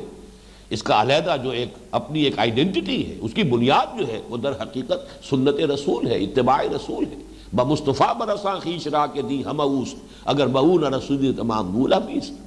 تو وہی بات یہاں کہی جا رہی ہے، اگر یہ اس سے روگردانی کرے فَإِنَّمَا هُمْ فِي شِقَاقٍ، تو جان لو کہ پھر وہ زدم زدہ میں ہے، دشمنی میں ہے، بغض اور عناد ان کے دلوں کے اندر ڈیرے ڈالے ہوئے ہے۔ فَسَيَكْفِيكَهُمُ اللَّهُ، اب ذرا نوٹ کیجئے، یہاں جمع کے صیغے کی بجائے فوراً واحد کے صیغے میں اب بات ہو گئی، یہ خطاب اب حضور سے ہے، فَسَيَكْفِيكَهُمُ اللَّهُ، تو اے محمد صلی اللہ علیہ وسلم آپ مطمئن رہیں، اللہ ان سب کی ریشہ دوانیوں اور دشمنیوں کے مقابلے میں تنہا آپ کی مدد کے لیے کافی ہے۔ یعنی چاہے مسلمانوں میں سے بھی کچھ لوگ جو ہیں وہ ان کی چاپلوسانہ گفتگو سے متاثر ہو جائیں، وہ بھی کہیں کو رواداری کا آپ کے سامنے آ کر بھی یہ منافقین جو ہے آپ کو بھی درس جو ہے پڑھانا، سبق پڑھانا شروع کر دیں رواداری کا، لیکن آپ مطمئن رہیے فَسَيَكْفِيكَ، اب یہاں جمع کا صیغہ نہیں ہے، اے محمد یہ واحد کے صیغے میں حضور سے خطاب ہے، مطمئن رہیے اللہ کافی رہے گا آپ کے لیے، ہم یہ گویا کہ ان کے مقابلے میں اللہ کافی ہوگا آپ کے لیے ان کے مقابلے میں، فَسَيَكْفِيكَهُمُ اللَّهُ وَهُوَ السَّمِيعُ الْعَلِيمُ، اور وہ سب کچھ سننے والا، سب کچھ جاننے والا ہے، اس کے علم میں ہے جو کچھ وہ کہہ رہے ہیں، جو انہوں نے جو ریشہ دوانیاں کی ہیں، جس طرح کی چاپلوسانہ گفتگوؤں سے بعض مسلمانوں کے دلوں میں کچھ گھر کر لیا ہے، ان کے دلوں میں کچھ نرم گوشہ پیدا کر لیا، اللہ کے علم میں سب ہے، آپ اس پر کوئی تشویش محسوس نہ کریں۔ فَسَيَكْفِيكَهُمُ اللَّهُ، آپ کے لیے تنہا اللہ کافی ہے۔ کیا غم ہے اگر ساری خدائی ہے مخالف، کافی ہے اگر ایک خدا میرے لیے ہے۔ یہ توحید کا وہ تقاضا ہے کہ انسان جو ہے ہر طرح کے مشکل سے مشکل حالات میں بھی بس یہ کہ اگر اللہ میرے ساتھ ہے تو مجھے کسی سے کوئی فکر نہیں، کوئی اندیشہ نہیں، یہ یقین ہونا چاہیے، بس دل گواہی دے۔ اور اگر آپ، جیسے کہ لفظ آ رہا ہے آگے، آپ مخلص ہیں اللہ کے ساتھ تو آپ کو یقین ہوگا کہ اللہ بھی آپ کی مدد کرے گا، یقیناً کرے گا۔ ہاں اگر آپ کوئی اللہ تعالیٰ کے ساتھ چال بازی کر رہے ہیں اور آپ کا ضمیر بتا دے گا کہ تم اللہ کو دھوکہ دے رہے ہو، تم جو کچھ یہ معاملہ کر رہے ہو چال بازی کا معاملہ ہے، تو پھر ایسے شخص کو کبھی یقین نہیں ہو سکتا کہ اللہ اس کی مدد کرے گا۔ اسی شخص کو یقین ہوگا اللہ کی مدد کا جو خود اللہ کے ساتھ خلوص اور اخلاص کا معاملہ کر رہا۔ فَسَيَكْفِيكَهُمُ اللَّهُ، اس آیت کے بارے میں ایک بات اور نوٹ کر لیجئے، تاریخی حیثیت کی ہے۔ حضرت عثمان رضی اللہ تعالی عنہ، خلیفہ ثالث ذو النورین، جب انہیں شہید کیا ہے بلوائیوں نے، تو جب ان کے خون کی، بلکہ یہ کہ غالباً حضرت نائلہ کے خون کی جو چھینٹیں پڑی ہیں، کیونکہ اس وقت حضرت عثمان رضی اللہ تعالی عنہ وہ قرآن مجید کی تلاوت کر رہے تھے، مصحف کھلا ہوا تھا، یہاں اس لفظ پر فَسَيَكْفِيكَهُمُ اللَّهُ، خون کا وہ دھبا موجود ہے اس نسخے میں جو آج بھی پریزروڈ ہے، وہ نسخہ موجود ہے حضرت عثمان رضی اللہ تعالیٰ عنہ کی جو زیر تلاوت اس وقت تھا، اس جگہ پر دھبا خون کا ہے، فَسَيَكْفِيكَهُمُ اللَّهُ وَهُوَ السَّمِيعُ الْعَلِيمُ۔ صبغۃ اللہ، صبغۃ اللہ، اب یہاں بھی صبغہ پر تے جو ہے یہ اس پر فتح ہے، زبر ہے تا پر، معلوم ہوا کہ اس سے پہلے بھی اتخذوا صبغۃ اللہ یا نتخذ صبغۃ اللہ، کوئی ایک فعل جو ہے محذوف ہے، ہم تو اختیار کریں گے بس اللہ کا رنگ، یہ نتخذ ہوگا اگر اس لفظ کو محذوف مانے جائیں، یا کہیں اتخذوا، اختیار کرو اللہ کے رنگ کو، وہ اس سے مراد کیا میں بھی عرض کر دوں گا، وَمَنْ أَحْسَنُ مِنَ اللَّهِ صِبْغَةً، اللہ کے رنگ سے بہتر رنگ اور کس کا ہوگا۔ یہاں پہ یہ رنگ جو ہے، ویسے تو یہ کہ ہر شے کی ایک کیفیت جو ہوتی ہے اسے آپ رنگ سے بھی تعبیر کر سکتے ہیں، لیکن یہاں خاص طور پہ نصارہ کے ہاں چونکہ بپتسمہ دینے کا، یہ جو ان کے ہاں 7ویں دن جیسے ہمارے ہاں عقیقہ ہوتا ہے، ان کے ہاں رسم تھی کہ ایک رنگین پانی سے بچے کو نہلاتے تھے،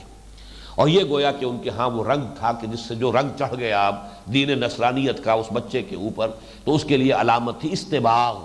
استباغ صبغ سے ہی بنا ہے، صاد بے غین جو ہے اس کے ساتھ جو ہے استباغ جب بنے گا تے باب افتعال میں تو وہ توئے بن جائے گی، اس کے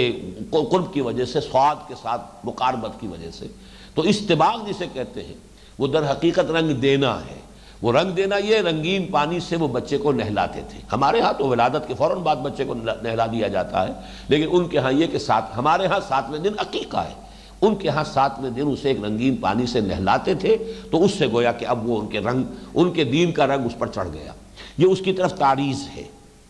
صبغۃ اللہ، بس اللہ کا رنگ، اور اللہ کا رنگ معنوی رنگ ہے، یہ کوئی مادی رنگ نہیں ہے، یعنی اللہ کی بندگی کا رنگ، اللہ کے ساتھ خلوص اور اخلاص کا رنگ، وہ اختیار کرو،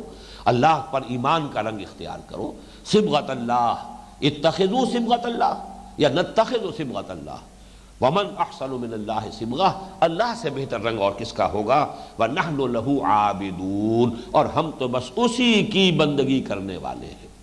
اب یہاں دیکھیے گہرائی پیدا ہوئی ہے اسلام کے مقابلے میں عبادت میں، اس لیے کہ اسلام کے معنی کیا ہے، اطاعت، اور عبادت جب اطاعت شدید محبت کے جذبے سے کی جا رہی ہو، ہمہ تن اطاعت، ہمہ وقت اطاعت، ہمہ وجوہ اطاعت، اور محبت خداوندی کے شدید جذبے کے تحت اطاعت، ایک ہوتی مجبوری کو، مارے باندھے کو اطاعت، لہو اسلم من فی السماوات والارض طوعا وکرہا، آسمانوں اور زمین میں جو بھی کوئی ہے یا جو بھی کچھ ہے اللہ ہی کے سامنے جھکا ہوا ہے، اطاعت قبول کیے ہوئے ہے، چاہے اپنی پسند کے مطابق، اپنی مرضی سے، چاہے مجبوراً، تو طوعا اور کرہا۔ لیکن یہ کہ اسلام جو ہے مجبوری کے ساتھ بھی ہو سکتا ہے، اور بلکہ اسلام کے لفظ کی جو اصل حقیقت ہے وہ یوں سمجھیے کہ اگر کسی سے مقابلہ ہو رہا تھا آپ کا، اور آپ جو ہے اس سے کشاکش میں مبتلا تھے، لیکن یہ کہ عین درمیان میں آپ ایک وقت فیصلہ کرتے، سرنڈر کر دیتے، بھائی جنگ ختم، سپر انداز تم اگر جنگ است، اپنی آپ نے جو ذرا اپنی وہ جو سپر ہے وہ ڈال دی، گویا کہ آپ نے سرنڈر کر دیا۔ تو گردن نہادن، سرنڈر کر دینا، اپنے آپ کو سپرد کر دینا، سپردن، یہ در حقیقت اسلام ہے۔ لیکن اسی میں جب رنگ پختہ ہو جائے گا، گہرا ہو جائے گا، اپنی دلی آمادگی کے ساتھ، بلکہ صرف آمادگی نہیں، اللہ تعالیٰ کی شدید محبت کے جذبے سے اگر اللہ کی ہمہ وقت، ہمہ تن، ہمہ وجوہ اطاعت ہے تو وہ عبادت ہے۔ اس پر جو میری کتاب ہے مطالبات دین، اس میں چونکہ ایک چیپٹر یہی ہے، عبادت پر ہے، پہلا تقاضا یہ ہے، یا ایھا الناس اعبدوا ربکم الذی خلقکم والذین من قبلکم لعلکم تتقون، اور قرآن تو یہ کہتا ہے ہم نے انسانوں اور جنوں کو پیدا ہی کیا عبادت کے لیے، وما خلقت الجن والانس الا لیعبدون۔ تو دین کی اصل حقیقت اگر آپ سمجھنا چاہیں گے، اور مطالبات دین میں سے پہلا مطالبہ یہ ہے اللہ کی بندگی، زندگی آمد برائے بندگی، زندگی بے بندگی شرمندگی، تو اس زندگی، اس عبادت کی اصل حقیقت کیا ہے؟ اور وہ ابن تیمیہ رحمہ اللہ اور حافظ ابن قیم رحمہ اللہ، ان دونوں نے جو اس کی ڈیفینیشن دی ہے وہ یہ ہے کہ غایت درجے میں اللہ کے سامنے اپنے آپ کو بچھا دینا، غایت الذل مع غایت الخضوع و غایت الحب، انتہا درجے کا اللہ کے سامنے جھکاؤ اور بچھ جانا، اور انتہا درجے کی اس سے محبت، دو چیزیں جمع ہوں گی تو عبادت پیدا ہوگی۔ اور وہ پھر رنگ جو ہے اللہ کا رنگ ہوگا. صبغۃ اللہ ومن احسن من اللہ صبغۃ ونحن له عابدون. قل اتحاجوننا فی اللہ وهو ربنا وربکم. یہ بات پہلے آ چکی ہے، اب صرف یہ کہ اپنے ذہن میں ٹانک لیجئے وہ قدر مشترک.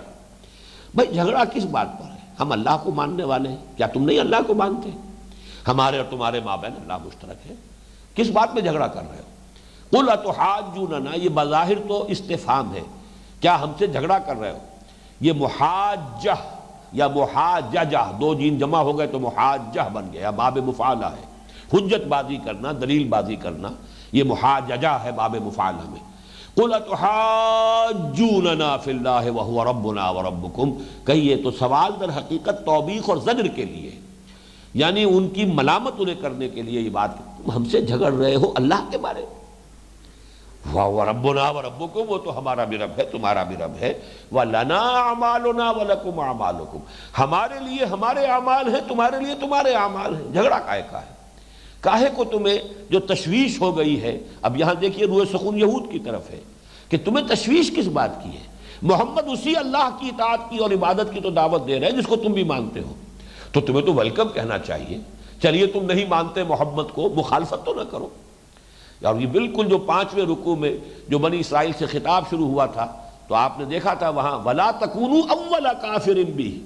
تم تو سب سے پہلے کفر کرنے والے نہ بن جاؤ. تم تو تمہاری کتاب تورات کی وہ تائید کر رہے ہیں، اس کی توثیق کر رہے ہیں. تم جن کو مانتے ہو موسیٰ، ان کی تائید کر رہے ہیں. وہ تو آئے ہیں مصدق لما معکم، جو کچھ تمہارے پاس ہے اس کی تصدیق کرتے ہوئے قرآن نازل ہوا ہے، اس کی تصدیق کرتے ہوئے محمد آئے ہیں. تمہاری کتابیں میں جو پیشن گوئیاں ہیں ان کا مصداق بن کر محمد اور قرآن آئے ہیں صلی اللہ علیہ وسلم. فَلَا تَكُونُوا أَوَّلَ كَافِرٍ بِهِ، تو دیکھو تم ہی سب سے پہلے ان کے مخالف، سب سے بڑھ کر دشمن تم، سب سے بڑھ کر ان کا راستہ روکنے کی کوششیں کرنے والے اور سازشوں پر سازشیں کرنے والے تم.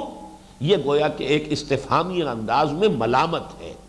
یہ ان کی زجر اور توبیخ ہے، اگرچہ بظاہر سوال ہے. اتحاجوننا فی اللہ وہو ربنا وربکم ولنا اعمالنا ولکم اعمالکم ونحن له مخلصون. ہم تو بالکل اس کے ساتھ اپنے آپ کو خالص کر لینے والے. یہ اخلاص جو ہے یکسوئی، وہی حنیف، وہی لفظ جو ہے اس کا مفہوم یہ ہے اخلاص، خالص کوئی شے جس میں کوئی آمیزش نہ رہے. ہم نے اپنے آپ کو ہمہ وجوہ اللہ کے حوالے کر دیا ہے. ہم کسی درجے میں کوئی ریزرویشنز نہیں رکھ رہے، کوئی ایکسیپشنز نہیں، کوئی استثناءات نہیں. جو حکم آئے گا سر تسلیم خم ہوگا، جو بھی مطالبہ کیا جائے گا ہم حاضر ہوں گے. ہم نے تو پورے خلوص اور اخلاص کے ساتھ، بغیر کسی آمیزش کے، بغیر کسی ملاوٹ کے،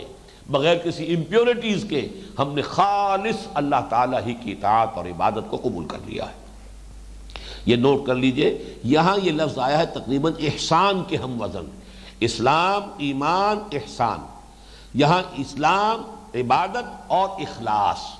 ہیں وہی تقریباً نسبت ان کے مابین کے جو ان 3 اصطلاحات کے مابین ہے. ام تقولون ان ابراہیم و اسماعیل و اسحاق و یعقوب والاسباط کانوا ھودا او نصارا. اب یہ دیکھیے دکھتی رگ پر جو ضرب لگی ہے. تم جو کہتے ہو یہودی ہو جاؤ یا نصرانی ہو جاؤ، تو کیا تمہارا قول یہ ہے کہ ابراہیم نصرانی تھے یا یہودی تھے؟ کیا تمہارا کہنا یہ ہے کہ اسحاق یہودی تھے یا نصرانی تھے؟ یہ بالکل دیکھیے ایسی بات ہوگی جیسے آج کوئی کہے کہ بھائی حضور، یا آپ صحابہ کے بارے میں کہیں وہ حنفی تھے کہ حنبلی تھے کہ مالکی تھے کہ شافعی تھے، کیا تھے؟ صحابہ کے تو بہت دور کے بعد جو ہے یہ فقہی اختلافات پیدا ہو رہے ہیں. کیوں اس میں اتنے شدید ہو؟ کیوں اس کو تم نے اصل شے بنا دیا ہے؟ اصل شے اسلام ہے. ما انا علیہ واصحابی، اس کی طرف رجوع کرو. ٹھیک ہے یہ بڑی شخصیتیں ہیں، بڑے ائمہ ہیں، انہوں نے پوری زندگیاں کھپائی ہیں، قرآن و سنت سے استنباط کر کے، استدلال کر کے انہوں نے جو بھی فقہ مرتب کی ہے، ہمارے محسن ہیں، سب ہمارے بزرگ ہیں، سب ہمارے لیے قابل احترام ہیں. لیکن یہ کہ یہ بہرحال یہ جو بھی حنفیت ہو یا شافعیت ہو یا مالکیت ہو یا حنبلیت ہو، یہ صحابہ میں سے تو کہیں ان کا وجود نہیں تھا. یا آج آپ کہیں کہ یہ دیوبندیت اور یہ بریلویت کی آخر کہاں سے آ گئی؟ یہ زیادہ سے زیادہ تاریخ 100 برس. دیوبند کا مدرسہ بنا ہے ابھی کچھ عرصے پہلے، اس کا 100 سالہ جشن بنا تھا. 100-125 برس کی کل تاریخ. لیکن یہ کہ اس میں اس قدر شدت، اس میں اس کی بنا پر جو ہے تفرقہ ہے، اس کی بنا پر کفر کے فتوے ہیں. جبکہ آپ کو سوچنا چاہیے کہ یہ صحابہ کرام جو ہے، یا آپ کہیے کہ حضرت امام ابو حنیفہ وہ بریلوی تھے کہ دیوبندی تھے، حنفیوں سے یہ سوال کیا جائے گا، بعین ہی وہی سوال یہاں کیا جا رہا ہے۔ ہوتی ہے بات بالکل سامنے کی، لیکن ذہول ہو جاتا ہے، توجہ ادھر نہیں ہوتی، تو ذرا سے توجہ کرانا جو ہے اصل میں پیش نظر ہوتا ہے۔ جیسے حضرت ابراہیم نے ان کے بت توڑ دیے صرف انہیں چونکانے کے لیے کہ ان کو پوجتے ہو جو اپنا تحفظ نہیں کر سکتے، ان کو خدا مانا ہے جو تمہیں بتا بھی نہیں سکتے کس نے توڑا، ان کو پوج رہے ہیں، ان کو حاجت روا سمجھتے ہو۔ اسی طریقے سے یہاں پر ام تقولون، یہاں پر بھی وہ سوال ہے، بظاہر سوال جو ہے وہ استفہام نہیں ہے، اصل میں پھر وہی زجر اور توبیخ، ان کے موقف کا جو بودا پن ہے، جو غیر منطقی ہے ان کا موقف، اس کو نمایاں کیا جا رہا ہے سوالیہ انداز میں۔ ام تقولون ان ابراہیم و اسماعیل و اسحاق و یعقوب والاسباط کانوا ھودا او نصارا، کیا تمہارا کہنا یہ ہے کہ ابراہیم اور اسماعیل اور اسحاق اور یعقوب اور ان کے جو نسلیں تھیں، ان کی جو اولاد تھی، یہ یہودی تھے یا نصرانی تھے؟ قل انتم اعلم ام اللہ، اے نبی کہیے کیا تم زیادہ جانتے ہو یا اللہ زیادہ جانتا ہے؟ یہ بات تو ظاہر بات ہے کہ وہ بھی جانتے تھے، کیا کہہ سکتے تھے؟ انہیں معلوم ہے حضرت موسیٰ علیہ السلام ہی سے یہودیت کا آغاز ہوا، حضرت عیسیٰ علیہ السلام سے ہی نصرانیت کا آغاز ہوا۔ حضرت عیسیٰ علیہ السلام تو نزول قرآن سے کل 600 برس قبل کی شخصیت ہے، حضرت موسیٰ علیہ السلام حضور صلی اللہ علیہ وسلم سے کل 2000 برس قبل کی شخصیت ہے، ابراہیم 4000 برس قبل کی شخصیت تھے، یا کم سے کم 3000 برس قبل کی شخصیت تھے، آج 4-4.25 سال قبل کی شخصیت ہے۔ تم نوٹ کرو، تو غور کرو، تم اس کی وجہ سے جو ہے اسی پر ہدایت کا دار و مدار کر لینا، اس کو سمجھنا کہ بس جو یہودی ہوا اور نصرانی ہوا بس وہی ہدایت کا، گویا کہ اسی کی ہدایت جو ہے وہ مصدقہ ہے اور ایکنالجڈ ہوگی، تو یہ تمہارے موقف کا بودا پن ہے۔ ام تقولون ان ابراہیم و اسماعیل و اسحاق و یعقوب والاسباط کانوا ھودا او نصارا، یہاں پھر نوٹ کیجئے اسی فلو میں حضرت اسماعیل کا نام جو ہے ٹانکا گیا ہے، اس لیے کہ وہ تو اگرچہ اپنی اگر وہ کہیں گے شجرہ نسب ملائیں گے تو اس میں اسماعیل نہیں آتے، اس لیے کہ اس میں تو یعقوب ابن اسحاق ابن ابراہیم، اس شجرے میں براہ راست اسماعیل نہیں ہے، لیکن یہاں خاص طور پر حضرت اسماعیل کے ان کی نسل میں محمد الرسول اللہ صلی اللہ علیہ وسلم، اور اللہ کا یہ شکر ہے کہ تورات کے جو بھی جن لوگوں نے اس میں تحریف کی ہے، حضرت اسماعیل کے نام کو مٹایا نہیں ہے، صرف اسی پر اکتفا کر لی ہے کہ ان کے بارے میں یہ کہا ہے کہ وہ تو بہرحال کم تر درجے کے تھے، کہ ایک کنیز اور لونڈی کے بطن سے پیدا ہوئے، وہ کوئی برابر کے نہیں ہو سکتے اسحاق کے ساتھ، وہ ہیں اصل بیٹے، اصل تو وارث جو ہے حضرت اسحاق ہیں حضرت ابراہیم کے، یہاں تک تو بات انہوں نے کی ہے، لیکن حضرت اسماعیل کا وجود، ان کی شخصیت، اس کی نفی نہیں کی۔ وہ ان کے ہاں بھی متفق علیہ ہے کہ ہاں ابراہیم کے ایک بیٹے اسماعیل بھی تھے، اگرچہ ذبیح اللہ حضرت اسماعیل کو نہیں مانتے، حضرت اسحاق کو قرار دیا۔ اور اس پر جیسا کہ میں نے آپ کو پہلے بھی بتایا تھا کہ بہت عمدگی کے ساتھ مولانا فراہی رحمۃ اللہ علیہ نے ثابت کیا ہے کہ تورات ہی کے ذریعے سے، اس لیے کہ وہ جو میں نے محاورہ آپ کو پہلے سنایا تھا، چور کے پاؤں نہیں ہوتے، یعنی چور چوری کرتے ہوئے کتنا ہی ایکسپرٹ ہو، کوئی نہ کوئی چھوڑ جاتا ہے نشانات، جس سے کہ کھوج لگا سکتے ہیں، اور انویسٹیگیشن کرنے والے جو ہیں وہ سراغ رسانی کرنے والے، کوئی نہ کوئی سراغ رہ جاتا ہے، چاہے کتنا ہی ایکسپرٹ آدمی ہو۔ تو چور کے پاؤں نہیں ہوتے، اسی طریقے سے جنہوں نے تحریف کی ہے تورات میں، وہ کسی جگہ پر وہ آثار چھوڑ گئے، اور ان آثار کو جمع کر کے مرتب کر کے، اور مولانا فراہی رحمۃ اللہ علیہ نے عربی زبان میں یہ کتاب لکھی تھی الرأی الصحیح فی من هو الذبیح، جس کا ترجمہ مولانا اصلاحی صاحب نے کیا ذبیح کون ہے، اور اس میں ثابت کیا تورات ہی سے کہ ذبیح حضرت اسماعیل ہی تھے، یہی گھر ہے پرانا بیت اللہ، بلکہ یہی یہود کے لیے بھی قبلہ تھا۔ جب ہیکل سلیمانی تعمیر ہوا، اس کا رخ بھی یہی تھا کہ اس کے اندر قبلہ جو ہے وہ بنتا تھا یہی بیت اللہ، اور ان کے جو اپنا جب وہ سفر میں رہتے تھے تو ان کا جو خیمہ ہوتا تھا قربان گاہ کا، اس خیمے کو جب وہ استادہ کرتے تھے، لگاتے تھے، تو اسی طرح لگاتے تھے کہ قربانی کرنے والا جو ہے اس کا رخ جب وہ کھڑا ہوتا تھا، اس کا رخ ہوتا تھا جنوب کی طرف، خانہ کعبہ کی طرف۔ یہ ساری چیزیں انہوں نے تورات ہی کے حوالوں سے ثابت کی۔ ام تقولون ان ابراہیم و اسماعیل و اسحاق و یعقوب والاسباط کانوا ھودا او نصارا قل انتم اعلم ام اللہ ومن اظلم ممن کتم شہادۃ عنده من اللہ وما اللہ بغافل عما تعملون۔ اب یہ ٹکڑا اس آیت مبارکہ کا جو ہے اسے ہم اگلی نشست کے اندر بیان کریں گے۔ اقول قولی ھذا واستغفر اللہ لی ولکم ولسائر المسلمین والمسلمات۔ یہ اگلی نشست مراد جو ہے وہ اگلا درس نہیں ہے، ابھی چند منٹ کے بعد یہ ہم الحمدللہ والصلاة والسلام علی عبادہ الذین اصطفیٰ خصوصاً علی افضلہم وخاتم النبیین محمد الامین وعلی آلہ وصحبہ اجمعین اما بعد فقد قال اللہ تبارک وتعالی کما ورد فی سورة البقرہ فی اول الجزء الثانی اعوذ باللہ من الشیطان الرجیم بسم اللہ الرحمن الرحیم سیقول السفہاء من الناس ما ولاہم عن قبلتہم التي كانوا عليها قل للہ المشرق والمغرب یہدی من یشاء الى صراط مستقیم وَكَذَلِكَ جَعَلْنَاكُمْ أُمَّةً وَسَطًا لِتَكُونُوا شُهَدَاءَ عَلَى النَّاسِ وَيَكُونَ الرَّسُولُ عَلَيْكُمْ شَهِيدًا وَمَا جَعَلْنَا الْقِبْلَةَ الَّتِي كُنْتَ عَلَيْهَا إِلَّا لِنَعْلَمَ مَنْ يَتَّبِعُ الرَّسُولَ مِمَّنْ يَنْقَلِبُ عَلَى عَقِبَيْهِ وَإِنْ كَانَتْ لَكَبِيرَةً إِلَّا عَلَى الَّذِينَ هَدَى اللَّهُ وما كان الله ليضيع إيمانكم إن الله بالناس لرؤوف رحيم قد نرى تقلب وجهك في السماء فلنولينك قبلة ترضاها فول وجهك شطر المسجد الحرام وحيث ما كنتم فولوا وجوهكم شطره وَإِنَّ الَّذِينَ أُوتُوا الْكِتَابَ لَيَعْلَمُونَ أَنَّهُ الْحَقُّ مِنْ رَبِّهِمْ وَمَا اللَّهُ بِغَافِلٍ عَمَّا يَعْمَلُونَ صدق اللہ العظیم رب اشرح لي صدری ویسر لي امری واحلل عقدۃ من لسانی یفقهوا قولی اللہم ربنا الہمنا رشدنا واعذنا من شرور انفسنا اللہم ارنا الحق حقا وارزقنا اتباعه وارنا الباطل باطلا وارزقنا اجتنابه اللہم وفقنا لما تحب وترضى آمین یا رب العالمین۔ میں نے ابھی تلاوت تو سورہ بقرہ کے 17ویں رکوع کی پہلی 3 آیات جو دوسرے پارے کی بھی پہلی 3 آیات ہیں ان کی ہے، لیکن ابھی ہمیں سورہ بقرہ کے 16ویں رکوع کے آخری آیات کا حق ادا کرنا ہے۔ ام تقولون ان ابراہیم و اسماعیل و اسحاق و یعقوب والاسباط کانوا ھودا او نصارا قل انتم اعلم ام اللہ، کیا تمہارا کہنا یہ ہے، کیا تمہارا قول یہ ہے، دعویٰ یہ ہے، موقف یہ ہے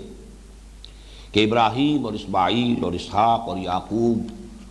اور ان کی نسلیں وہ یہودی تھے یا نصرانی تھے؟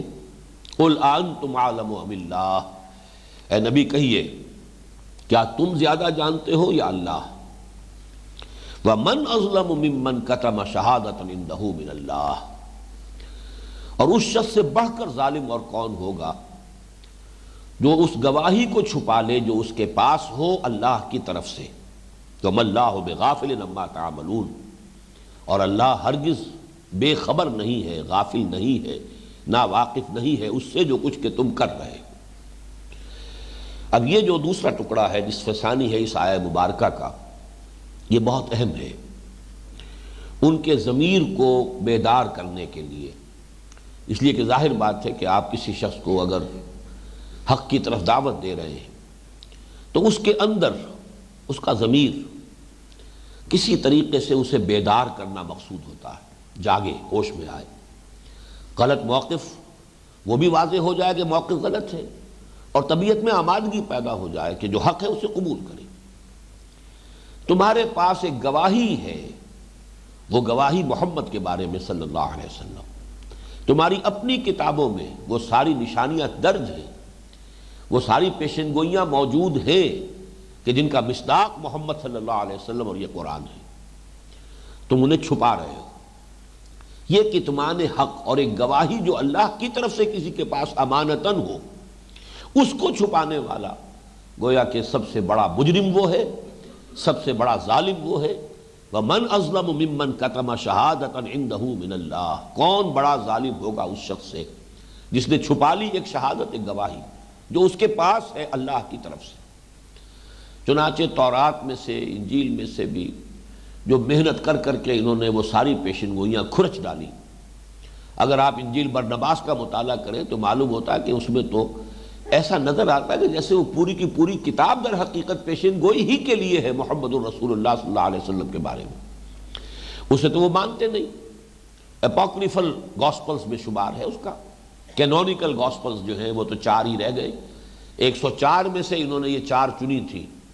اور یہ معلوم ہونا چاہیے کہ چننے کا انداز کیا تھا۔ 104 گاسپلز کو ہیپ کر دیا گیا، ڈھیر لگا دیا گیا ان کا ایک میز پر، اور سب نے دعا کی کہ پروردگار ان میں سے جو حق ہے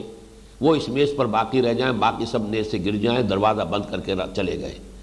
اگلے روز جو آئے تو 4 اوپر تھی، باقی سب نیچے تھی، پتہ نہیں وہ چوہے دوڑتے رہے، ان چوہوں کے دوڑنے سے باقی سب نیچے گر گئی، وہ 4 اوپر تھی، وہ 4 اوپر۔ یہ کینونیکل ہے، یعنی کسی عقلی دلیل پر، کسی علمی بنیاد پر وہ جو ہے اس کی وہ نہیں ہوا ہے انتخاب کی، یہ کینونیکل۔ لیکن یہ کہ اس کے باوجود ان کینونیکل گاسپلز میں بھی موجود ہیں وہ پیشن گوئیاں موجود ہیں، وہ فارقلیت والی مثال، وہ پیشن گوئی موجود ہے۔ اس کا ذکر پہلے بھی آیا ہے، سورہ صف کے درس کے ضمن میں خاص طور پہ تفصیل سے اس پر ہم بحث کر چکے ہیں۔ اسی طریقے سے کتاب الاستثناء جو ہے ڈیوٹرونومی، اس میں جو اس کے 18ویں باب کی 18ویں آیت ہے، اس کا کوئی شخص مصداق بن ہی نہیں سکتا سوائے محمد کے صلی اللہ علیہ وسلم، کہ میں ان کے بھائیوں میں سے تیرے مانند ایک رسول اٹھاؤں گا اور اس کے منہ میں اپنا کلام ڈالوں گا۔ اب ظاہر بات ہے کہ بنی اسرائیل کے بھائی تو بنی اسماعیل ہو سکتے ہیں، بنی اسرائیل کا کوئی نبی اس پیشن گوئی کا مصداق نہیں بن سکتا۔ اس کے بھائیوں میں سے تو ان میں سے اٹھے ہیں تو حضرت محمد صلی اللہ علیہ وسلم، اگر ان میں سے ہیں، بنی اسرائیل میں سے ہیں تو وہ تو انہی میں سے ہیں، ان کے بھائیوں میں سے تو نہ ہوئے۔ پھر حضرت موسیٰ کے مسیل، میں نے ابھی حال ہی میں دیکھی ہے کتاب، بڑی عمدگی کے ساتھ شیخ احمد دیدات نے ثابت کیا ہے کہ کسی بھی درجے میں کوئی نبی، یہاں تک کہ حضرت مسیح علیہ السلام کے بارے میں تو یقین کے ساتھ کہا جا سکتا ہے کہ وہ مسیل موسیٰ نہیں بن سکتے۔ موسیٰ کی ولادت ہو رہی ہے ماں اور باپ دونوں سے، اسی طرح محمد رسول اللہ کی ولادت ہے، عیسیٰ کی تو نہیں ہے۔ اور انہوں نے معلوم کتنے اس پہ نکات جو ہیں گن دیے ہیں، اور حضرت عیسیٰ علیہ السلام کو نئی شریعت نہیں دی گئی، نئی شریعت لے کر آئے ہیں محمد رسول اللہ صلی اللہ علیہ وسلم، جیسے کہ حضرت موسیٰ علیہ السلام لائے تھے۔ اس حوالے سے مسیل موسیٰ اگر بن سکتے ہیں تو صرف محمد صلی اللہ علیہ وسلم۔ تو پیشن گوئیاں موجود ہیں، گواہیاں موجود ہیں، اسی لیے آگے چل کر آپ دیکھیں گے آیت آ جائے گی کہ یعرفونہ کما یعرفون ابناءہم، ان کے جو علماء ہیں وہ ایسے پہچانتے ہیں محمد صلی اللہ علیہ وسلم کو اور قرآن کو اور اس قبلے کو جیسے کہ وہ اپنے بیٹوں کو پہچانتے ہیں۔ وَإِنَّ فَرِيقًا مِّنْهُمْ لَيَكْتُمُونَ الْحَقَّ وَهُمْ يَعْلَمُونَ، لیکن جانتے بوجھتے پہچاننے کے باوجود وہ حق کو چھپا رہے ہیں۔ یہ ان کی ہٹ درمی ہے، یہ ان کی ضد ہے، یہ ان کا عناد ہے۔ فَإِنَّمَا هُمْ فِي شِقَاقٍ، وہ شقاق میں بغض کے اندر مبتلا ہے۔ وَمَنْ أَظْلَمُ مِمَّنْ كَتَمَ شَهَادَةً عِنْدَهُ مِنَ اللَّهِ، اس شخص سے بڑھ کر ظالم کون ہوگا جس نے اللہ کی ایک گواہی جو اس کے پاس تھی اسے چھپا لیا۔ وَمَا اللَّهُ بِغَافِلٍ عَمَّا تَعْمَلُونَ۔ میں یہاں پہ تاریخی طور پر عرض کر دوں کہ حضور کا معاملہ تو حضور کا معاملہ ہے، یہاں تو تاریخی طور پر ثابت ہے کہ حضرت عمر رضی اللہ تعالیٰ عنہ کا حلیہ تورات میں موجود تھا۔ اسی بنیاد پر عیسائیوں نے کھول دیے دروازے بیت المقدس کے، جب حضرت عمر رضی اللہ تعالیٰ عنہ پہنچے ہیں مدینے سے سفر کر کے، اور پھر یہ کہ وہ فصیل کے اوپر کھڑے ہو کر حضرت عمر رضی اللہ تعالیٰ عنہ کا حلیہ دیکھ کر اور اپنی کتابوں کے حوالے سے جو ہے ملاتے چلے گئے کہ ہاں بعین ہی یہی وہ شخص ہے جن کے بارے میں ہماری کتابوں میں درج تھا کہ یہ بیت المقدس ان کے ہاتھ پر فتح ہوگا۔ بغیر لڑے بھیڑے دروازے کھول دیے، حوالے کر دیے۔ یہ انہوں نے کہا تھا پہلے۔ حضرت ابو عبیدہ بن الجراح رضی اللہ تعالیٰ عنہ یہ تھے وہاں پر کمانڈر اس محاذ پر، اور جب وہ بہت طول کھینچ گیا محاصرہ تو خود وہ شہر والوں نے کہا کہ مسلمانوں تم قیامت تک بھی یہاں پڑے رہو یہ محاصرہ کیے ہوئے، یہ شہر فتح نہیں ہوگا، اسے فتح ہونا ہے، لیکن جس شخص کے ہاتھوں فتح ہونا ہے تم میں ہمیں وہ نظر نہیں آ رہا۔ اس وقت اچانک خیال آیا حضرت ابو عبیدہ رضی اللہ تعالیٰ عنہ کو کہ یہ معاملہ ہو نہ ہو حضرت عمر کا ہے۔ پھر وہ ریکویسٹ گئی ہے محاذ جنگ سے کہ آپ تشریف لائیے، اور پھر آپ نے وہ طویل سفر اختیار کیا ہے، تاریخی سفر ہے، اتنا طویل سفر، ایک اونٹ اور ایک خادم، کوئی انٹوریج اور کوئی خدم و حشم اور کوئی لاؤ لشکر، کچھ نہیں، خلیفۃ المسلمین تنہا ایک خادم کے ساتھ، اور ایک منزل خلیفۃ المسلمین اوپر بیٹھے ہیں اونٹ پر، اور خادم کے ہاتھ میں نکیل ہے اور وہ آگے چل رہا ہے، اور اگلی منزل خادم اوپر براجمان ہے اونٹ پر، اور حضرت عمر نے نکیل پکڑی ہوئے چلے آ رہے ہیں۔ بہرحال وہ تو ایک یوں سمجھیے کہ ایک ایسی بے نظیر یہ معاملہ ہے کہ جس کی کوئی نظیر تاریخ انسانی پیش نہیں کر سکتی۔ بہرحال حضرت عمر کے بارے میں اگر یہ سب کچھ ہے، ذالک مثلہم فی التوراۃ ومثلہم فی الانجیل، یہ ان کے تورات میں اور انجیل کے اندر ان کی مثالیں اور ان کی یہ چیزیں موجود ہیں، تو حضرت خود حضور صلی اللہ علیہ وسلم کا معاملہ تو بہت آگے کی بات ہے۔ وَمَنْ أَظْلَمُ مِمَّنْ كَتَمَ شَهَادَةً عِنْدَهُ مِنَ اللَّهِ وَمَا اللَّهُ بِغَافِلٍ عَمَّا تَعْمَلُونَ تِلْكَ أُمَّةٌ قَدْ خَلَتْ۔ یہاں پہ اب سم اپ کیا جا رہا ہے اس پوری بحث کو، یہ 4 رکوعوں میں، جیسے کہ پہلے 4 رکوعوں میں 2 اور 2 کی تقسیم تھی، یہاں پر بھی 2 اور 2 کی تقسیم ہوئی۔ اب تک حضرت ابراہیم، حضرت اسماعیل، خانہ کعبہ کی جو ساری بحث کرنی تھی، جو رد و قضا تھا بنی اسرائیل کے ساتھ، اب اس پوری بحث کو سم اپ کیا جا رہا ہے۔ پھر وہی الفاظ آ گئے جو اس سے پہلے بھی اسی رکوع میں آ چکے ہیں، تلک امۃ قد خلت، ابراہیم، اسماعیل، اسحاق، یعقوب، ان کی اولاد، یہ ایک امت تھی، امت ہے جو گزر چکی ہے۔ لہا ما کسبت ولکم ما کسبتم، تمہارے لیے وہ ہے جو تم کمائی کرو گے، اور جو انہوں نے کمائی کی وہ ان کے لیے۔ اس میں اصل میں قرآن مجید نے اس ایک رکوع میں 2 مرتبہ جڑ کاٹی ہے آبا پرستی کی، اپنے اسلاف اور بزرگوں کا سہارا لینا۔ اسلاف اور بزرگ کتنے ہی اونچے رہے ہوں، سوال یہ توراچے پدرم سلطان مود، میرا باپ بادشاہ تھا، تم خود کیا ہو؟ تھے تو آبا وہ تمہارے ہی، مگر تم کیا ہو؟ ہاتھ پر ہاتھ دھرے منتظر فردا ہو۔ ٹھیک ہے وہ بہت بڑے تھے، بہت بزرگ تھے، بڑی عظیم شخصیات تھی، لیکن وہ اپنی جگہ پر اپنا کارنامہ حیات جس طور سے بھی انہوں نے اپنی زندگی گزاری ہے، اس میں جو بھی انہوں نے نیکیاں، جو بھی کمالات حاصل کیے، وہ سب ان کے لیے تھے۔ تمہارے لیے وہ ہوگا جو تم کماؤ گے۔ لیس للانسان الا ما سعی، کسی انسان کے لیے نہیں ہے مگر بس وہی کچھ جو کہ اس نے خود کمایا ہے، جس کے لیے اس نے محنت کی ہے، جس کے لیے اس نے بھاگ دوڑ کی ہے، جس کے لیے اس نے ایثار و قربانی کا معاملہ کیا، ہر انسان کو وہی کچھ ملے گا۔ چنانچہ ایک حدیث بھی ہے یہ، حضور نے فرمایا من بطأ بہ عملہ لم یسرع بہ نسبہ، جس شخص کے عمل نے اسے پیچھے کر دیا ہو، اس کا نسب اسے آگے نہیں کر سکے گا، کہ میرا نسب، میرے والد، میرے دادا، میرے پردادا، میرے فلاں، میرے جد امجد، یہ نسب ہے۔ اگر اپنے عمل کے اعتبار سے تم پیچھے رہ گئے ہو تو تمہارا نسب تمہیں آگے نہیں کر سکتا۔ اصل میں یہ سارا جو امتوں کے اندر جو فساد آتا ہے، سارا دار و مدار اور تکیہ اس پر کہ ہمارے بڑے، ہمارے بزرگوں جن سے ہماری نسبت ہے، جن کے ہم نام لیوا ہیں، ان کے حوالے سے ہماری جو ہے ہماری بھی نجات ہو جائے گی، اور ہم بھی در حقیقت انہی کے ذریعے سے اور انہی کے حوالے سے اور انہی کا دامن پکڑے ہوئے ہم بھی گزر جائیں گے پل صراط سے اور جنت میں داخل ہو جائیں گے۔ اس کی نفی قرآن کرتا ہے، لیس للانسان الا ما سعی وان سعیہ سوف یری، ہاں جو بھاگ دوڑ تم نے کی ہے، جو محنت ہے، کمائی ہے، وہ تمہارے سامنے رکھ دی جائے گی۔ فمن یعمل مثقال ذرۃ خیرا یرہ ومن یعمل مثقال ذرۃ شرا یرہ،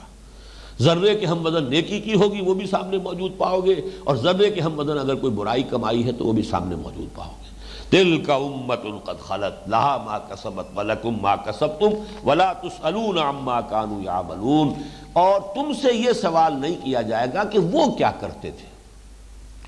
وہ اپنی جواب دہی وہ خود کریں گے، تم سے تو یہ پوچھا جائے گا تم کیا کر کے لائے ہو۔ ان کے اعمال کے حوالے سے تمہارا فیصلہ نہیں ہوگا، تمہارا فیصلہ جو ہے وہ تمہارے اپنے اعمال کی بنیاد پر ہوگا۔ اب اس کے بعد آئیے، اب یہ 2 رکوع جو آ رہے ہیں، ایک نقطہ نوٹ کر لیجئے کہ 17واں اور 18واں رکوع جو ہے سورہ بقرہ کا، یا دوسرا پارہ جو ہے سیقول، اس کے پہلے 2 رکوع کل کے کل تحویل قبلہ کی بحث پر مشتمل ہے، اور جس طرح تکرار کے ساتھ یہ بات آئی ہے اس سے آپ کو اندازہ ہوگا کہ کس قدر حساس یہ مسئلہ بن گیا تھا، ورنہ اتنی بحث 2 رکوع اس ایک واقعے کے اوپر قرآن مجید میں، اور حالانکہ یہ 2 رکوع تو یہاں ہیں، اس سے 4 رکوع پہلے بات ہو چکی ہے، ہم پڑھ چکے ہیں للہ المشرق والمغرب فینما تولوا فثم وجہ اللہ، یہ آیت پہلے آ چکی ہے۔ آگے چل کر پھر 2 رکوعوں کے بعد آیت آنے والی ہے لیس البر ان تولوا وجوہکم قبل المشرق والمغرب ولکن البر من آمن الی آخر الآیہ۔ یہ مشرق اور مغرب کی طرف رخ کر لینا جو ہے یہ اصل نیکی نہیں ہے۔ تو معلوم ہوا کہ یہ معاملہ بہت حساس ہو گیا تھا، اس کا ایک تاریخی پس منظر ہے، اس کو آپ سمجھ لیجئے۔ یہ جو ٹیکنیکل بحث ہے کہ یہ تحویل قبلہ کی صورت پیش کیسے آئی، کیوں ہوئی، پہلے قبلہ کیا تھا، بعد میں کیوں ہوا، پھر اس کے بعد جو ہے رجوع کیسے ہوا، میں اس کو علیحدہ رکھ رہا ہوں۔ ابھی اس کی جو حساسیت ہے اس مسئلے کی، اس کی اہمیت کو سمجھیے۔ پس منظر یہ ہے کہ مدینہ منورہ میں یہودیوں کے 3 بہت مضبوط اور طاقتور قبیلے موجود تھے، اور ان کی گڑھیاں، ان کے قلعے تھے۔ ان کا معاملہ یہ ہے کہ اگر حضور صلی اللہ علیہ وسلم مدینے میں آتے ہی ان کے ساتھ کوئی مقابلہ، کنفرنٹیشن اگر شروع ہو گیا ہوتا تو یہ کہ مدینے میں اسلام کو جڑ جمانے کے لیے مہلت اور وقت نہ ملتا۔ حکمت خداوندی اس کی متقاضی ہوئی کہ کچھ معاملہ یہود کے ساتھ کچھ عرصے کے لیے ایسا رہے کہ ابھی ان کے خلاف کوئی محاذ نہ کھلے۔ اس کے لیے ایک تو کام وہ ہے جو آپ کو معلوم ہے کہ حضور صلی اللہ علیہ وسلم کے اپنے تدبر کا شاہکار ہے کہ آپ نے آتے ہی 3 قبیلوں کے ساتھ معاہدہ کر لیا، معاہدے میں جکڑ لیا۔ یہ حکمت خداوندی کا معاملہ ہوا کہ 16 مہینے حضور نے بیت المقدس کی طرف رخ کر کے نماز پڑھی۔ نتیجہ کیا نکلا؟ بیت المقدس گویا کہ ان کا اہم ترین متبرک مقام، ان کا قبلہ۔ اس حوالے سے انہوں نے یہ سمجھا کہ یہ کوئی بالکل علیحدہ، بالکل نئی شے نہیں ہے، بلکہ میں ایک لفظ استعمال کر رہا ہوں کہ اگر انہوں نے یہ سمجھا ہو، اس کے لیے کوئی ثبوت نہیں ہے، کوئی حوالہ تاریخی نہیں ہے، لیکن یہ کہ اگر سرکمسٹانشل ایویڈنس جمع کیا جائے تو یہ بات کہی جا سکتی ہے کہ انہوں نے یہ محسوس کیا کہ یہ محمد اور ان کے ساتھی ہمارے کیمپ فالوورز ہیں، ہمارے ہی قبلے کی پیروی کر رہے ہیں نا، تو ایک اعتبار سے ہمارے تابع ہوئے، اس لیے انہیں فوری طور پر کوئی چیلنج کا احساس نہیں ہوا، فوری طور پر خطرے کا احساس نہیں ہوا۔ ورنہ جبکہ ابھی حضور صلی اللہ علیہ وسلم کی پوزیشن کنسولیڈیٹ نہیں ہوئی تھی مدینہ منورہ کے اندر، اگر اسی وقت سے ان کی ریشہ دوانیاں شروع ہو گئی ہوتی اور اسی وقت سے ان کی مخالفت جو ہے پوری شدت پر کھڑی ہو گئی ہوتی تو یہ کہ عالم واقعہ میں ویسے تو اللہ تعالیٰ کی قدرت سے کوئی شے بعید نہیں، اللہ تعالیٰ ان کی ریشہ دوانیوں کو، ان کی سازشوں کو اور دوسرے طریقوں سے بھی ان کو غیر مؤثر کر سکتا تھا، لیکن حکمت خداوندی ہی یہ ہوئی کہ ان کو کچھ عرصے کے لیے ذرا اس اشتعال میں آنے سے بچا لیا جائے، اور وہ اس طور سے کہ حضور صلی اللہ علیہ وسلم نے انہی کی چیزوں کی پیروی شروع کر دی۔ مثلا ایک اور بات نوٹ کیجئے، حضور جب مدینہ تشریف لائے تو معلوم ہوا کہ یہودی جو ہے روزہ رکھتے ہیں، جو یہ 10ویں محرم کا روزہ ہے، عاشورہ کا روزہ۔ حضور نے پوچھا یہ آپ لوگ کیوں رکھتے ہیں؟ انہوں نے کہا کہ یہ وہ دن ہے جس دن کے فرعون غرق ہوا اور ہمیں نجات ملی تھی آل فرعون سے، اور ہماری نگاہوں کے سامنے حضرت موسیٰ علیہ السلام اور اس وقت کے جو ہماری قوم تھی ان کی نگاہوں کے سامنے ہمارا دشمن غرق ہوا۔ حضور نے کہا پھر ہم تو زیادہ حق مستحق ہیں اس کے کہ ہم اس دن کا روزہ رکھیں۔ آپ نے عاشورہ کا روزہ رکھنے کا حکم دے دیا مسلمانوں کو۔ اب یہ میں سمجھتا ہوں کہ ان تمام چیزوں کو آپ نوٹ کیجئے،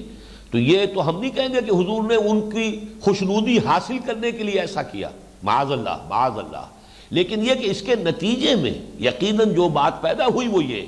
کہ انہوں نے محسوس کیا کہ ٹھیک ہے ہمارے ان کے درمیان کوئی بہت بڑی خلیج نہیں ہے،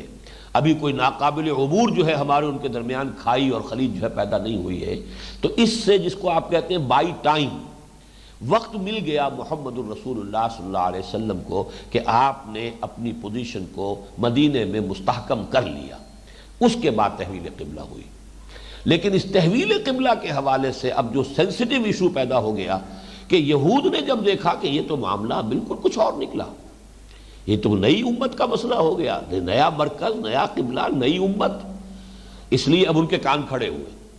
انہوں نے اس پر مخالفانہ پروپیگنڈے کا طوفان کھڑا کر دیا، اور بات ایسی تھی کہ جو عام جو سادہ لوح قسم کا کوئی انسان ہو اور جو مذہبی مزاج کا انسان، وہ آج بھی جو ہے اس کی شدت کو محسوس کرے گا کہ بات ایسی تھی، دیکھو جی یہ کیسے رسول ہے، نقل کفر کفر نباشد، میں ان کی بات کی ترجمانی کر رہا ہوں. کیسے رسول ہوئے یہ جن کا قبلہ ہی معین نہیں؟ یہ کیسا دین ہے کہ ابھی یہ شمال کی طرف رخ کر کے نماز پڑھ رہے تھے، مغرب اب یہ جنوب کی طرف رخ کر کے نماز پڑھ رہے ہیں؟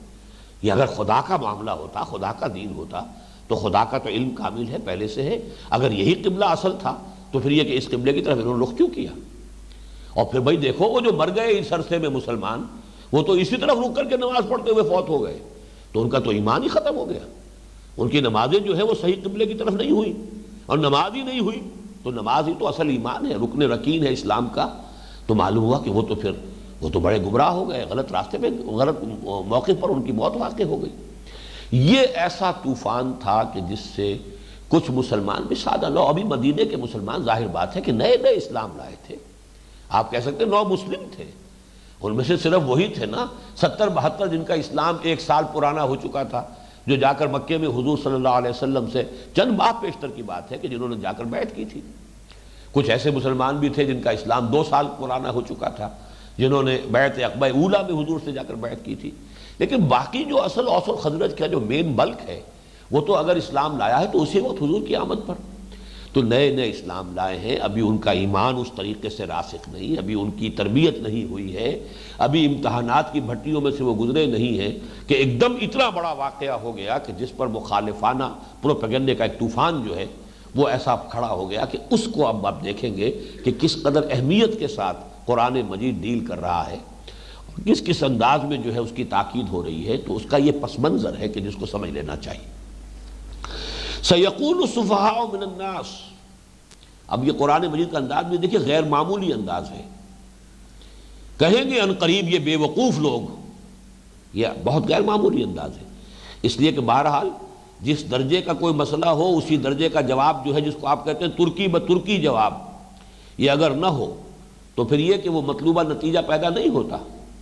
جہاں پر تحمل کی ضرورت ہے وہ تحمل بھی ہے، اور جہاں یہ ہے کہ اینٹ کا جواب پتھر سے دینا ضروری ہو، وہاں پر اگر آپ وہاں تحمل کو استعمال کریں گے تو گویا کہ در حقیقت اپنی ناکامی کو خود انڈر رائٹ کریں گے. جہاں شدت کی ضرورت ہے وہاں شدت کی ضرورت ہے. اشداء علی الکفار رحماء بینہم، آپس میں رحمت ہے، آپس میں شفقت ہے، آپس میں محبت ہے. کفار کے خلاف اگر آپ نے رحمت اور شفقت کا معاملہ کیا تو پھر یہ انقلابی جد و جہد جو ہے یہ آگے نہیں بڑھ سکے گی.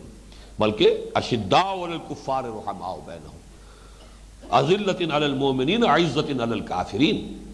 کافروں کے مقابلے میں بڑے بھاری، بہت سخت، اور اہل ایمان کے حق میں بہت ہی نرم ہو. حلقہ یاراں تو بریشم کی طرح نرم، اور رزم حق و باطل ہو تو فولاد ہے مومن. جب تک کہ یہ فرق اور تفاوت برقرار نہ رکھا جائے تو وہ جو انقلابی جد و جہد ہے اس کا تقاضا پورا نہیں ہوتا. سَيَقُولُ السُّفَهَاءُ مِنَ النَّاسِ مَا وَلَّاهُمْ عَنْ قِبْلَتِهِمُ الَّتِي كَانُوا عَلَيْهَا. ان قریب کہیں گے یہ جو لوگوں میں سے بے وقوف لوگ ہیں، احمق لوگ ہیں، ناسمجھ لوگ ہیں. یہ لفظ اس سے پہلے 2 مرتبہ آ چکا ہے اس پہلے پارے کے اندر. ایک تو یہ تھا کہ جو منافقین تھے، وہ جو صادق الایمان مسلمان تھے کہ جو ہر قربانی کے لیے ہر وقت آمادہ تھے، ان کو سفہاء کہتے تھے. وَإِذَا قِيلَ لَهُمْ آمِنُوا كَمَا آمَنَ النَّاسُ قَالُوا أَنُؤْمِنُ كَمَا آمَنَ السُّفَهَاءُ. جب ان منافقوں سے کہا جاتا ہے ایمان لاؤ جیسے اور لوگ ایمان لائے ہیں، یا جیسے اب جب ان یہودیوں سے کہا جاتا ہے ایمان لاؤ جیسے کہ یہ اہل ایمان لائے ہیں، فَإِنْ آمَنُوا بِمِثْلِ مَا آمَنْتُمْ بِهِ فَقَدْ اهْتَدَوْا، جو ہم نے پچھلے درس میں پڑھی آیت. جو لوگ اس طور سے ایمان لائے انہیں وہ بے وقوف کہتے تھے. انؤمن کما آمن السفہاء، کیا ہم ایمان لائیں جیسے یہ احمق لوگ، بے وقوف لوگ، نادان لوگ ایمان لائیں؟ انہیں تو اپنے نفع نقصان کا خیال ہی نہیں، ہر وقت جو ہے بڑی سے بڑی قربانی دینے کے لیے آمادہ، آگے پیچھے کی کوئی خبر نہیں، دائیں بائیں سے کوئی انہیں غرض نہیں، کہیں بھی اپنا تحفظ جو ہے اس کو مقدم نہیں رکھتے، بلکہ یہ کہ گویا کہ سرفرے ہیں، سرفروش ہیں. یہ تو فینیٹکس ہیں، ان کو سفہاء کہا گیا. یا یہ کہ پچھلے رکوع میں آ چکا تھا سفہ نفسہ، وَمَن يَرْغَبُ عَن مِّلَّةِ إِبْرَاهِيمَ إِلَّا مَن سَفِهَ نَفْسَهُ. اسی سے لفظ سفیہ بنا ہے، جو احمق ہے، نادان ہے، پاگل ہے، اور اسی سے پھر یہ لفظ سفہاء جمع کا صیغہ آیا ہے. سَيَقُولُ السُّفَهَاءُ مِنَ النَّاسِ مَا وَلَّاهُمْ عَن قِبْلَتِهِمُ الَّتِي كَانُوا عَلَيْهَا. کس چیز نے انہیں موڑ دیا، ان کے رخ کو پھیر دیا اس قبلے سے جس قبلے پر کہ یہ تھے. یہ قبلے پر تھے. 16 مہینے حضور صلی اللہ علیہ وسلم اور مسلمانوں نے مدینے میں آنے کے بعد خانہ کعبہ کی بجائے، بلکہ یوں کہیے خانہ کعبہ کی طرف پشت کرتے ہوئے بیت المقدس کی طرف رخ کر کے نماز پڑھی ہے، اس کو وہ کہتے ہیں کہ جس پر یہ رہے 16 مہینے تک جس قبلے پر رہے، اس سے کس چیز نے روگرداں کر دیا انہیں، کس چیز نے ان کے رخ کو بدل دیا. ما ولاہم عن قبلتہم التی کانوا علیہا. اب اس کا پہلا جواب کیا دیا؟ قل للہ المشرق والمغرب. یہاں آپ نوٹ کیجئے اس آیت کا جو میں نے حوالہ دیا، یہ آیت نمبر 111، للہ المشرق والمغرب فینما تولوا فثم وجہ اللہ. تمہید وہاں سے شروع ہو چکی تھی اس مضمون کی، یہاں اس کا حوالہ دے دیا. کہہ دیجئے مشرق و مغرب سب اللہ کے ہیں. اچھا، یہ مشرق و مغرب کیوں کہا جا رہا ہے؟ اس کی بھی ایک خاص وجہ ہے. اس لیے کہ بیت المقدس جو ہے وہ شہر ہونے کی حیثیت سے تو یہود اور نصارہ کے مابین مشترک تھا کہ مقدس شہر ہے. ہیکل سلیمانی یہ گویا کہ ان سب کا مشترک مقام. لیکن یہ کہ اس ہیکل سلیمانی میں بھی شرقی اور غربی حصے کی تقسیم تھی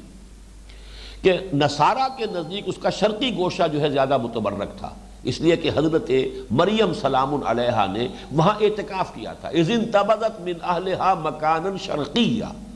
تو شرقی جانب چونکہ حضرت مریم کا وہ اعتکاف تھا، اور اسی اعتکاف میں پھر وہ فرشتہ ان کے پاس آیا ہے اور وہ حضرت عیسیٰ علیہ السلام کی بشارت لے کر آیا ہے.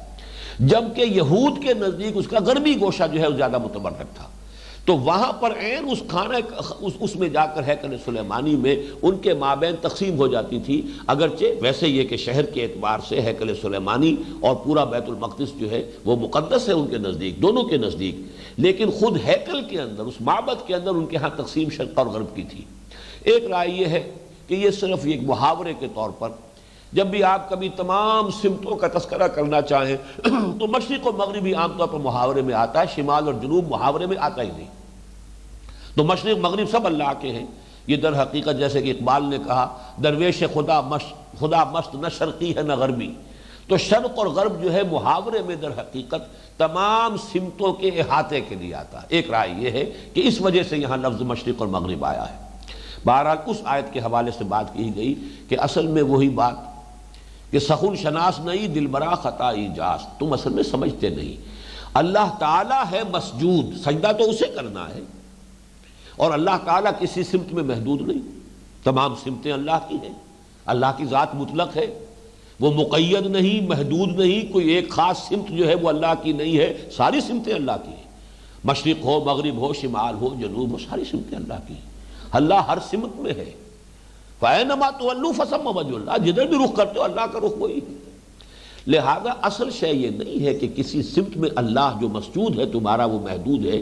یہ تو در حقیقت قوم کے اندر، امت میں ایک یکسانی پیدا کرنے کے لیے، ایسا نہ ہو کہ جب عبادت کر رہے ہیں تو کسی کا رخ ادھر ہے کسی کا ادھر ہے. یہ تو ٹھیک ہے، ادھر بھی اللہ کا رخ ہے ادھر بھی اللہ کا رخ ہے، لیکن ان میں ایک اجتماعیت ہو، ایک یک رنگی ہو، ان میں ایک ہم آہنگی پیدا ہو جائے. اس یک رنگی ہم آہنگی کے لیے کسی سمت کو معین کر دیا جاتا ہے، ورنہ اللہ خود کسی سمت میں محدود نہیں. جس کو غالب نے بڑے خوبصورت انداز میں کہا ہے کہ ہے پرے سرحد ادراک سے اپنا مسجود، قبلے کو اہل نظر قبلہ نما کہتے ہیں. اصل میں مسجود جو ہے وہ ہمارا کعبہ نہیں ہے. کعبہ جو ہے وہ در حقیقت ایک سمت کی حیثیت سے معین ہو گیا ہے کہ ہم نے، اللہ تعالیٰ نے وہ ہمارے لیے قبلہ مقرر کر دیا ہے، ورنہ اصل میں مسجود خانہ کعبہ نہیں ہے. مسجود تو اللہ ہے، اور اللہ تو سرحد ادراک سے بھی پرے ہے. وہ تو جیسا کہ حضرت مجدد الفسانی کہتے ہیں، وراء الورا ثم وراء الورا ثم وراء الورا. ہمارے فہم سے، عقل سے، ہمارے تخیل سے، ہمارے واہمے سے، ہماری امیجنیشن سے، ہر چیز سے وراء الورا وراء الورا وراء الورا. ادراک تو بہت قریب کی بات ہوتی ہے، وہ تو ہمارے تخیل سے بھی بعید ہے پرے سرحد ادراک سے اپنا مسجود، قبلے کو اہل نظر قبلہ نما کہتے ہیں. تو پہلا جواب تو اسی وسعت کے ساتھ دیا، قل اللہ المشرق والمغرب یہدی من یشاء الی صراط مستقیم. کہہ دیجئے کہ مشرق و مغرب، شمال اور جنوب سب اللہ کے لیے ہیں، اور یہ تو اللہ تعالیٰ کا اپنا اختیار مطلق ہے، جس کو چاہتا ہے سیدھے راہ کی ہدایت دیتا ہے. اب یہ جو دوسرا ٹکڑا ہے اصل میں یہ اس اعتبار سے اہم ہے کہ اگلی آیت کا جو پہلا لفظ ہے کذالک، اس کا تعلق اس ٹکڑے کے ساتھ ہے. اللہ جس کو چاہتا ہے ہدایت دیتا ہے، اللہ جس کو چاہتا ہے نبوت سے سرفراز فرماتا ہے. اللہ نے ان اللہ اصطفیٰ آدم و نوحا و آل ابراہیم و آل عمران علی العالمین. اللہ نے چن لیا، پسند کر لیا، آدم کو پسند کیا، نوح کو پسند کیا، ابراہیم کو، آل ابراہیم کو، یہ اللہ کی پسند ہے۔ اسی طریقے سے اللہ کا اختیار مطلق ہے، جس سمت کو چاہے قبلہ معین کر دے، یہ اس کا اختیار ہے۔ اسی طرح اللہ تعالیٰ اپنی رسالت اور نبوت کے لیے اگر پہلے وہ بنی اسرائیل کے اندر اس نے سلسلہ رکھا ہوا تھا، وہ بھی اس کے اختیار سے تھا، اب اگر بنی اسماعیل میں وہ منتقل ہو گیا، حضور کے پاس آ گیا، یہ بھی اس کا اختیار ہے۔ اور آج محمد صلی اللہ علیہ وسلم کی رسالت کی بنیاد پر ایک نئی امت جو تمہیں اے مسلمانوں ہم نے یہ شرف عطا کیا ہے، تو تم سمجھو کہ کس لیے تمہیں یہ امت بنایا گیا۔ یہ اب ٹکڑا جو ہے اس آیت کا نہایت اہم ہے۔ وَكَذَلِكَ جَعَلْنَاكُمْ، اس میں کس بات کی طرف اشارہ کیا جا رہا ہے کہ تم بھی یہ سمجھ لو کہ تحویل قبلہ اصل میں علامت ہے اس بات کی کہ اب تمہاری کورونیشن ہوئی ہے، تمہاری تاج پوشی ہوئی ہے، تمہارا نصب ہوا ہے ایک منصب پر۔ وہ منصب کیا ہے؟ یہ صرف فضیلت نہیں ہے، بہت بڑی ذمہ داری ہے۔ آپ کو معلوم ہے دنیا میں بھی اصول یہ privileges and responsibilities they go hand in hand, parallel ہوں گی۔ اگر پریولیجز زیادہ ہیں تو ذمہ داریاں بھی زیادہ اٹھانی پڑیں گی، ذمہ داری کہیں کسی پر زیادہ ہے تو اسے اختیارات بھی زیادہ دینے ہوں گے، پریولیجز بھی زیادہ ہوں گی۔ تو تمہاری فضیلت، تمہیں یہ مقام جو عطا کیا گیا ہے، اس کا بہت بڑا ذمہ داری کا بوجھ ہے جو تمہارے کندھوں پر آیا ہے، اسے سمجھ لو۔ وَكَذَلِكَ جَعَلْنَاكُمْ أُمَّةً وَسَطًا، اسی طرح یعنی اسی اختیار مطلق کو مروع کار لاتے ہوئے، وہ اختیار مطلق ہمارا جو کسی کو جس کو چاہتے ہیں ہم ہدایت سے نواز دیتے ہیں، وہ اختیار مطلق ہے۔ یہدی من یشاء الی صراط مستقیم، جس کو چاہتا ہے وہ سیدھے راستے کی ہدایت دیتا ہے۔ اسی اختیار مطلق کا ایک ظہور ہے کہ اے مسلمانوں تمہیں ہم نے چن لیا ہے۔ یہ آیت جو چننے کا لفظ میری زبان پر آ گیا، نوٹ کر لیجئے، اس آیت کا مسمى جو ہے، مثنیٰ، یہ سورہ حج کی وہ آخری آیت، هو اجتباکم، اے مسلمانوں تمہارا انتخاب ہو گیا ہے، تمہیں چن لیا ہے اللہ نے۔ هو اجتباکم وما جعل علیکم فی الدین من حرج، اور کس لیے چن لیا ہے؟ لیکون الرسول شہیدا علیکم وتکونوا شہداء علی الناس۔ فرق صرف یہ ہے کہ وہاں رسول کا ذکر پہلے، امت کا بعد میں، یہاں امت کا پہلے رسول کا بعد میں۔ وَكَذَلِكَ جَعَلْنَاكُمْ أُمَّةً وَسَطًا لِتَكُونُوا شُهَدَاءَ عَلَى النَّاسِ وَيَكُونَ الرَّسُولُ عَلَيْكُمْ شَهِيدًا۔ یہ جو پہلی آیت میں صفحاء کا لفظ آیا ہے، اس کے بارے میں تین آراء ہے۔ ایک تو یہ کہ ہم الیہود، یہاں پہ اصل مراد یہودی ہے۔ چنانچہ ایک حدیث موجود ہے بخاری شریف میں حضرت براء ابن عازب رضی اللہ تعالی عنہ سے کہ یہاں صفحاء کا لفظ یہودیوں کے لیے آیا ہے۔ ایک رائے یہ ہے، اور اس کو اختیار کیا علامہ ابن جریر طبری نے، کہ یہ منافقین کے لیے آیا ہے۔ لیکن اس کے بعد پھر جمہور کا تقریباً اس پر اتفاق ہو گیا ہے، ابن کثیر رحمہ اللہ بھی، اور پھر یہ کہ امام رازی رحمہ اللہ یہ اس پر متفق ہیں۔ گویا کہ وہ عقلی اور منطقی کو جو انداز پر جو تفسیر لکھی گئی اور جو روایتی بنیاد پر تفسیر لکھی گئی، دونوں کے نزدیک یہاں پر یہودی بھی مراد ہے اور منافق بھی مراد ہے۔ یہ دونوں در حقیقت مل کر ایک وحدت ہو گئے تھے اس ایشو پر کہ یہودیوں نے وہ طوفان اٹھایا، یہ کیا ہوا معاملہ، یہ وہ پہلے ادھر تھا قبلہ، اب قبلہ بدل گیا، اور مسلمانوں میں سے منافقین جو ہیں وہ انہوں نے ان کی ہاں میں ہاں ملائی۔ تو یہ گویا کہ سَيَقُولُ السُّفَهَاءُ مِنَ النَّاسِ، اس میں وہ دونوں شریک ہیں۔ قبلہ کسے کہتے ہیں، اس کے لیے امام راغب رحمہ اللہ کا قول میں آپ کو سنا دینا چاہتا ہوں کہ سارا اسمن لمکان متوجہ الیہ فی الصلاۃ، نماز میں جس چیز کی طرف بھی رخ کیا جائے گا، بس اس کے لیے یہ اسم کی حیثیت سے، اسم علم کی حیثیت سے یہ لفظ جو ہے اختیار کر لیا گیا قبلہ۔ وہ قبلہ پہلے وہ تھا اور پھر قبلہ جو ہے، لیکن اس میں نوٹ کر لیجئے پہلا قبلہ اسے کہہ دیتے ہیں، لیکن اصل یہ ہے کہ اصل قبلہ یہی تھا، خانہ کعبہ ہی تھا، پرانا قبلہ یہی ہے۔ جیسا کہ میں نے پچھلی نشست میں بھی بتایا تھا کہ الرأی الصحیح فی من هو الذبیح، اس میں ثابت کر دیا ہے حضرت مولانا فراہی رحمۃ اللہ علیہ نے کہ خود یہود کا قبلہ خود یہ خانہ کعبہ تھا۔ ان کی قربان گاہ کا جو خیمہ تھا، اسے جب بھی نصب کیا جاتا تھا، قربانی دینے والا کھڑا ہوتا تھا تو رخ اس کا جو ہے وہ خانہ کعبہ کی طرف ہوتا تھا، جنوب کی طرف ہوتا تھا۔ اور جیسے کہ حضرت موسیٰ کے تذکرے میں آتا ہے سورہ ہود میں غالباً، وَاجْعَلُوا بُيُوتَكُمْ قِبْلَةً، اپنے گھر قبلہ رخ بناؤ۔ حضرت موسیٰ کے زمانے میں قبلہ کون سا تھا؟ بیت المقدس کا تو کوئی وجود ہی نہیں۔ بیت المقدس تو 300-400 سال کے بعد حضرت سلیمان علیہ السلام کے زمانے میں تعمیر ہوگا، ہیکل اس وقت تعمیر ہوگا، بلکہ شہر بھی آباد ہوا ہے اس وقت ان کے زمانے میں، اس وقت تک شہر ہی موجود نہیں تھا۔ تو وَاجْعَلُوا بُيُوتَكُمْ قِبْلَةً، حضرت موسیٰ کو اللہ تعالیٰ کی طرف سے حکم آ رہا ہے، اور حضرت موسیٰ اپنی قوم سے کہہ رہے ہیں کہ ہم دبے ہوئے ہیں، آل فرعون نے ہمیں دبایا ہوا ہے، ہم اپنا کوئی مرکز تو نہیں بنا سکتے، یہاں مساجد نہیں بنا سکتے، معبد نہیں بنا سکتے، لیکن ایسا کرو کہ اپنے گھروں ہی کو قبلہ رخ بنا لو تاکہ تم وہاں پر نماز قائم کر سکو۔ جیسے مکی دور میں حضور نے دار ارقم کو وہ بنا لیا تھا مسجد، صحن کعبہ میں جا کے نماز نہیں پڑھ سکتے تھے باجماعت، ابھی کمزور تھے، تعداد میں بہت کم تھے، لیکن یہ کہ دار ارقم، حضرت ارقم رضی اللہ تعالیٰ عنہ کا گھر جو ہے وہ گویا کہ مرکز بن گیا تھا، وہاں نماز باجماعت ادا ہوتی تھی۔ اس حوالے سے نوٹ کر لیجئے کہ جو یہ وَاجْعَلُوا بُيُوتَكُمْ قِبْلَةً حضرت موسیٰ کے عہد میں لفظ آ رہا ہے تو کوئی نہ کوئی قبلہ کا تصور موجود تھا، اور بیت المقدس تو ابھی وجود ہی میں نہیں آیا تھا، تو معلوم ہوا کہ قبلہ پہلے سے وہی قبلہ اول کبھی نہیں کہنا چاہیے مسجد اقصیٰ کو، یہ تو عارضی طور پر قبلہ بنایا گیا مسلمانوں کا، ورنہ اول و آخر قبلہ یہی خانہ کعبہ ہے، شروع سے یہی ہے، ان اول بیت وضع للناس الذی ببکہ، عارضی طور پر مسلمانوں کو حکم دیا گیا کہ ادھر رخ کر لو۔ وَكَذَلِكَ جَعَلْنَاكُمْ، اور جیسا کہ میں نے عرض کیا یہ اب ایک سمبل بن گیا کہ اب وہ سابقہ امت مسلمہ اب وہ معزول ہو گئی اس منصب سے جس منصب پر وہ 2000 برس تک فائز رہی، اور ایک نئی امت مسلمہ جس کا مرکز، جس کا قبلہ اب وہ اصل قبلہ ہے، وہی در حقیقت اب تا قیام قیامت اس منصب پر فائز رہے گی۔ وہ منصب کیا ہے؟ ایک تو نوٹ کیجئے لفظ امت پر ہم پہلے اگرچہ بحث کر چکے ہیں، لیکن امت کا اصل مفہوم دوبارہ نوٹ کر لیجئے، اما یا امو کسی کا قصد کرنا، امت سے مراد ہے ہم مقصد لوگ جن کا مقصد ایک ہے، نسب العین ایک ہے، نظریات ایک ہے، ظاہر بات ہے مقصد کا تعلق نظریات سے ہوتا ہے، یعنی امت نسل کی بنیاد پر نہیں ہوتی، قومیت نسل پر ہوتی ہے، قومیت کسی اور بنیاد پر بھی ہو سکتی، لسانی قومیت اور نسلی قومیت اور فلاں قومیت اور وطنی قومیت، یہ قومیتوں کی بنیادیں ہیں دنیا میں۔ مسلمان قوم نہیں ہے، مسلمان امت ہے نمبر ایک،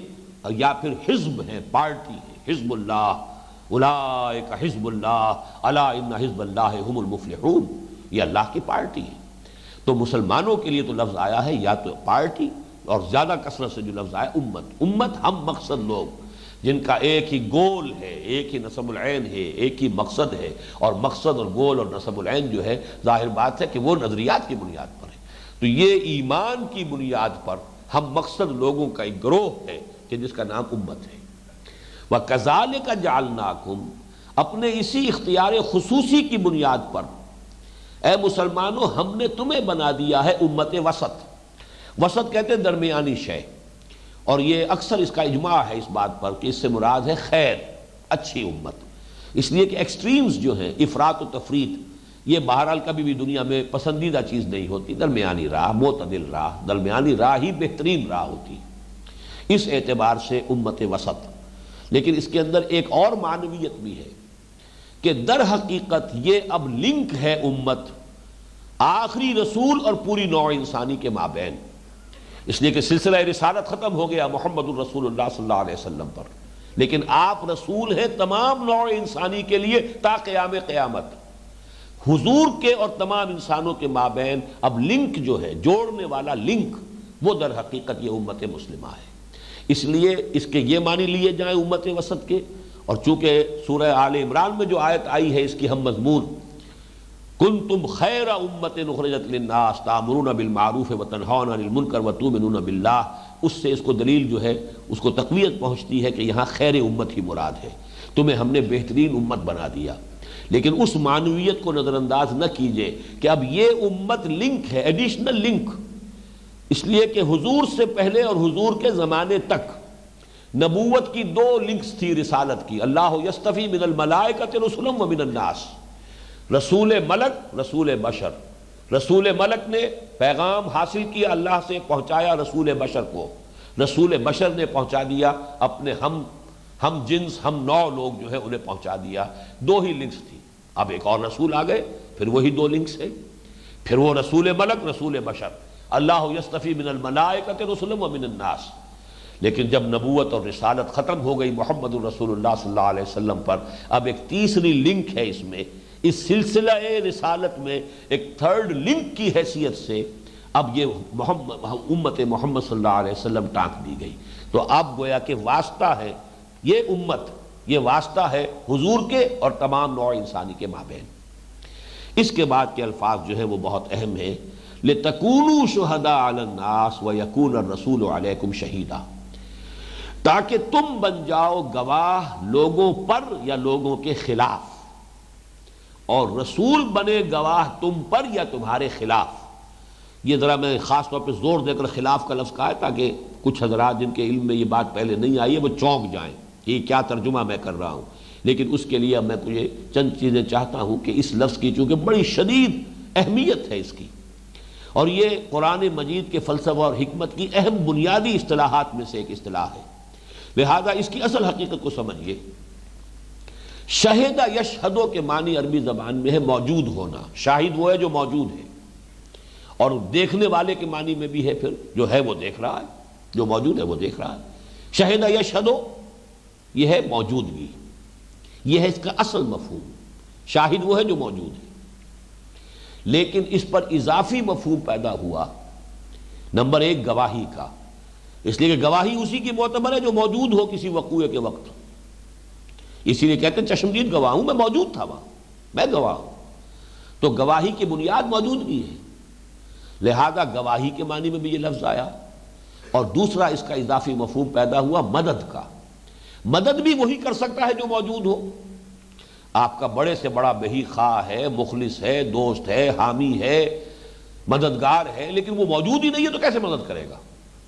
موجودگی ہی بنیاد ہے مدد کرنے کی، اس لیے بھی یہ لفظ آیا ہے مدد کے معنی میں بھی۔ وَادْعُوا شُهَدَاءَكُم مِّن دُونِ اللَّهِ إِن كُنتُمْ صَادِقِينَ، تیسرے رکوع میں جہاں چیلنج کیا گیا وَإِن كُنتُمْ فِي رَيْبٍ مِّمَّا نَزَّلْنَا عَلَىٰ عَبْدِنَا، اگر تمہیں کوئی شک ہے اس قرآن کے بارے میں جو ہم نے اپنے بندے پر نازل فرمایا ہے، اگر تمہیں شک ہے کہ یہ محمد کا اپنا کلام ہے یا اللہ کا کلام نہیں ہے، فَأْتُوا بِسُورَةٍ مِّن مِّثْلِهِ، تو لے آؤ کوئی ایسی اس جیسی ایک صورت بنا کر تصنیف کر کے لے آؤ۔ وَادْعُوا شُهَدَاءَكُم مِّن دُونِ اللَّهِ، بلا لو، پکار لو، جمع کر لو اپنے سارے مددگاروں کو اللہ کے سوا۔ تو یہاں ظاہر بات ہے کہ گواہوں کا تو لفظ آ ہی نہیں سکتا، یہاں پر مددگار کا لفظ آئے گا، اور میرے نزدیک سورہ فتح کی جو آخری سے پہلی آیت ہے اس میں بھی یہ لفظ اسی معنی میں آیا ہے، هُوَ الَّذِي أَرْسَلَ رَسُولَهُ بِالْهُدَىٰ وَدِينِ الْحَقِّ لِيُظْهِرَهُ عَلَى الدِّينِ كُلِّهِ وَكَفَىٰ بِاللَّهِ شَهِيدًا، وہی اللہ جس نے بھیجا اپنے رسول کو صلی اللہ علیہ وسلم الہدا اور دین حق دے کر تاکہ غالب کرے اسے کل کے کل دین پر، اور کافی اللہ بطور مددگار، اللہ کی مدد کفایت کرے گی، اللہ تعالیٰ ان کو اس مشن کی تکمیل میں مدد دے گا، کافی ہے، کوئی اور مدد کرنے والا ہو یا نہ ہو، جیسے کہ ہم نے پچھلے درس میں پڑھا فَسَيَكْفِيكَهُمُ اللَّهُ وَهُوَ السَّمِيعُ الْعَلِيمُ، اے نبی آپ کے لیے اللہ کافی ہے، تمام ریشہ دوانیوں کے خلاف اور تمام مخالفین کی مخالفت کے خلاف ایک اللہ کی مدد آپ کے لیے کافی ہوگی۔ تو شہداء کے اب دو معنی ہو گئے، گواہ، اور شہداء کے معنی مددگار۔ اب یہاں سے آئیے، جب گواہی کے معنی میں یہ لفظ آئے گا تو گواہی ہمیشہ کسی کے حق میں ہوتی، کسی کے خلاف،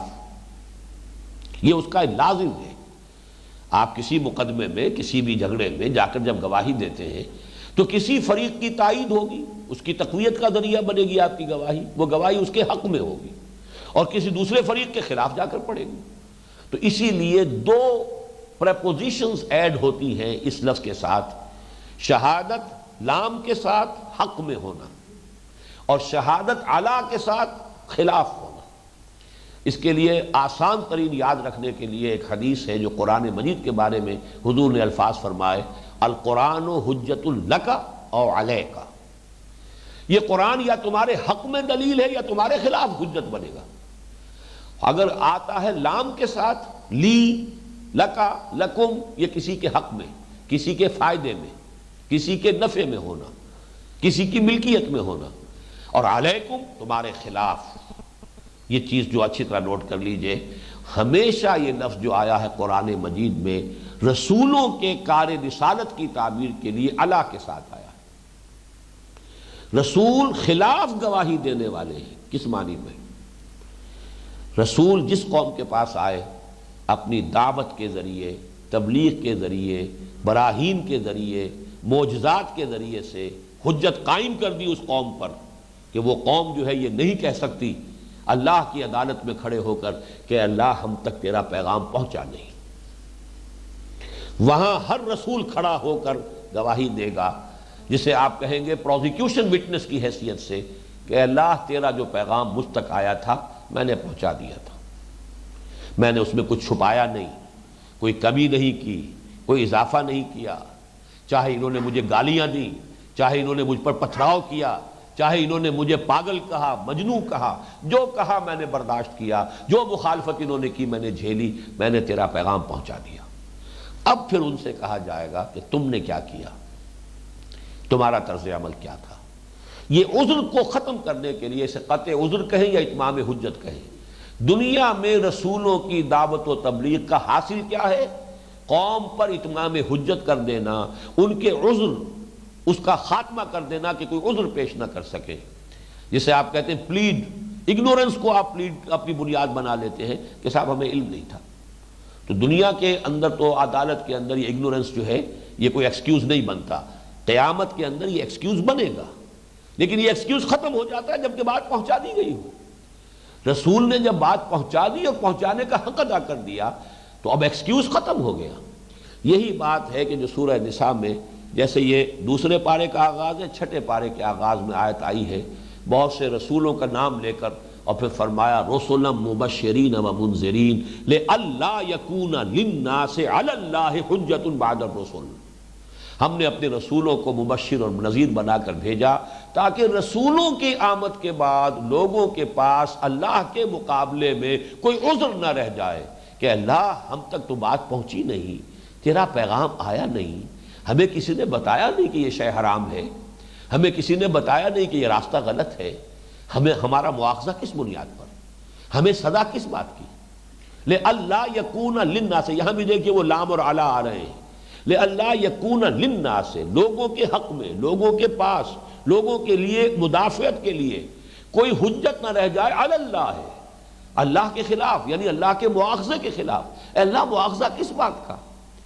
ہمیں تو بتایا نہیں گیا کہ یہ کام غلط ہے، جو کام ہم کر رہے ہیں اس پر سزا کس بات کی؟ یہ جو حجت ہے، یہ عذر ہے ختم کرنے کے لیے. لئلا یکون للناس علی اللہ حجۃ بعد الرسل. وہی لام اور علی نوٹ کر لیجئے اس آیت میں جو میں نے اس حدیث کے حوالے سے آپ کے سامنے رکھا، القرآن حجۃ لک او علیک. یا تو قرآن ہمارے خلاف استغاثہ لے کر کھڑا ہوگا، اے اللہ یہ لوگ مانتے تھے کہ میں تیری کتاب ہوں، مجھے پڑھتے ہی نہیں تھے. اے اللہ یہ مانتے تھے کہ میں تیری کتاب ہوں، پڑھتے بھی تھے، سمجھتے نہیں تھے. اے اللہ یہ سب سے بڑھ کر مجرم ہے جو سمجھ بھی گیا پھر بھی اس نے مجھ پر عمل نہیں کیا. یہ حجت پر حجت قائم ہوتی چلی جائے گی.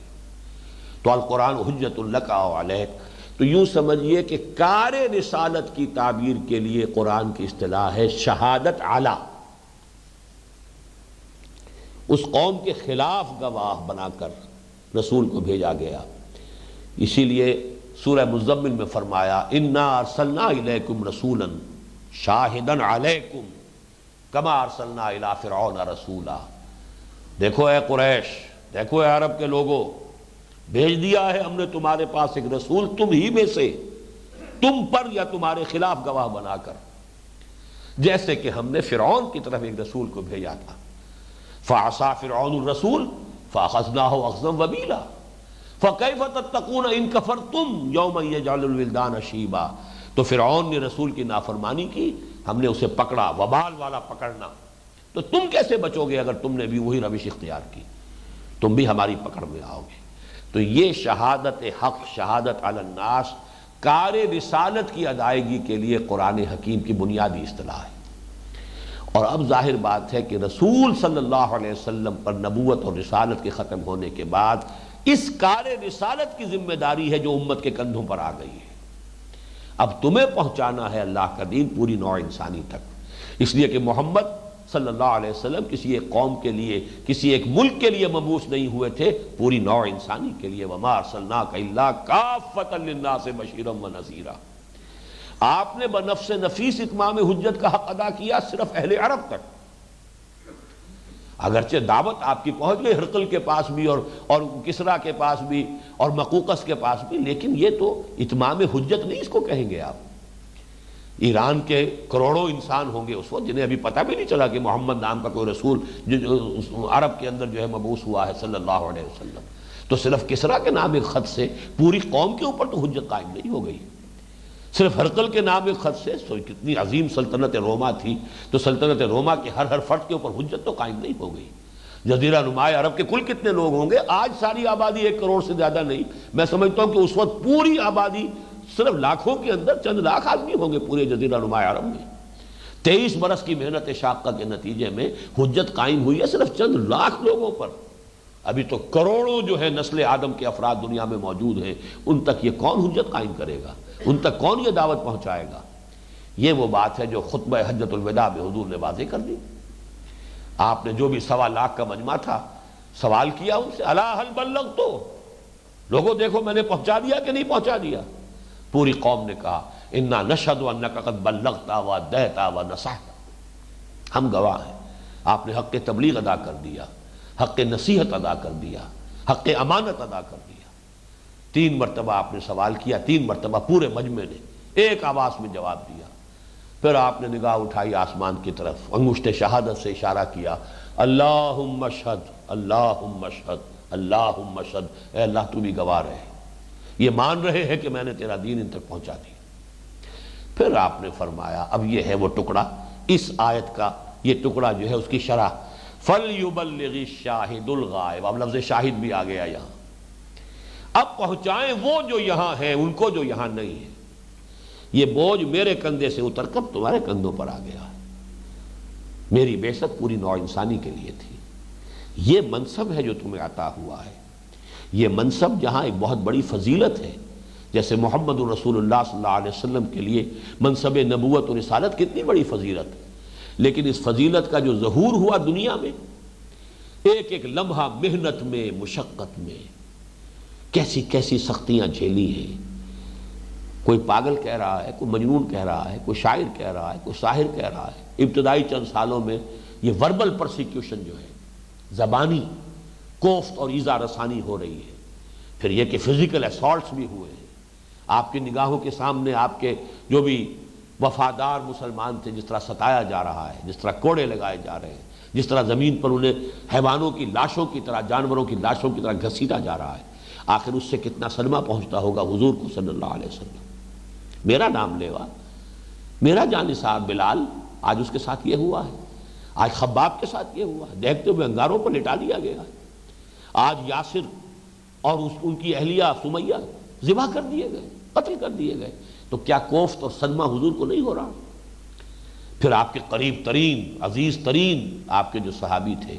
جن میں کہ میں سمجھتا ہوں کہ قریب اقربا میں قریب ترین اور عزیز ترین حضرت حمزہ رضی اللہ تعالی، کئی رشتے ہیں، دوہرے تیرے رشتے، خالہ زاد بھائی، دودھ شریک بھائی. اور دودھ شریک بھائی عرب میں تقریباً حقیقی بھائی کے برابر ہوتا تھا. اور چچا اور بھتیجے کا رشتہ تو سب کو معلوم ہے. دودھ شریک بھائی ہونا، خالہ زاد بھائی ہونے کا رشتہ معلوم نہیں ہے لوگوں کو. 13 رشتے تھے. پھر اسد اللہ و اسد رسول ہی، بچپن سے ساتھ کھیلے ہوئے ہم جولی، ہم عمر. لیکن یہ کہ ان کی لاش آئی ہے، آپ کو معلوم ہے، مسلح کیا ہوا ہے، ناک کاٹی گئی، کان کاٹے گئے، پیٹ چاک کر کے کلیجہ چبایا گیا. یہ سختیاں جھیلی ہیں محمد نے. کئی دن کے فاقے آ رہے ہیں، کئی دن تک چولہے میں آگ نہیں جل رہی ہے. تو فضیلت اپنی جگہ ہے، لیکن اس فضیلت کا جو ظہور عالم واقعہ میں دنیا میں ہوا ہے وہ تو ان شکلوں میں ہوا ہے. مسلسل محنت ہے، مشقت ہے، کوفت ہے، ایذا رسانی ہے، تکلیف ہے، یہ سب کچھ ہوا ہے. اور اپنوں کے ہاتھوں تکلیف. آخر عبداللہ ابن ابی منافق تھا تو کلمہ گو، محمد کا کلمہ پڑھتا تھا صلی اللہ علیہ وسلم،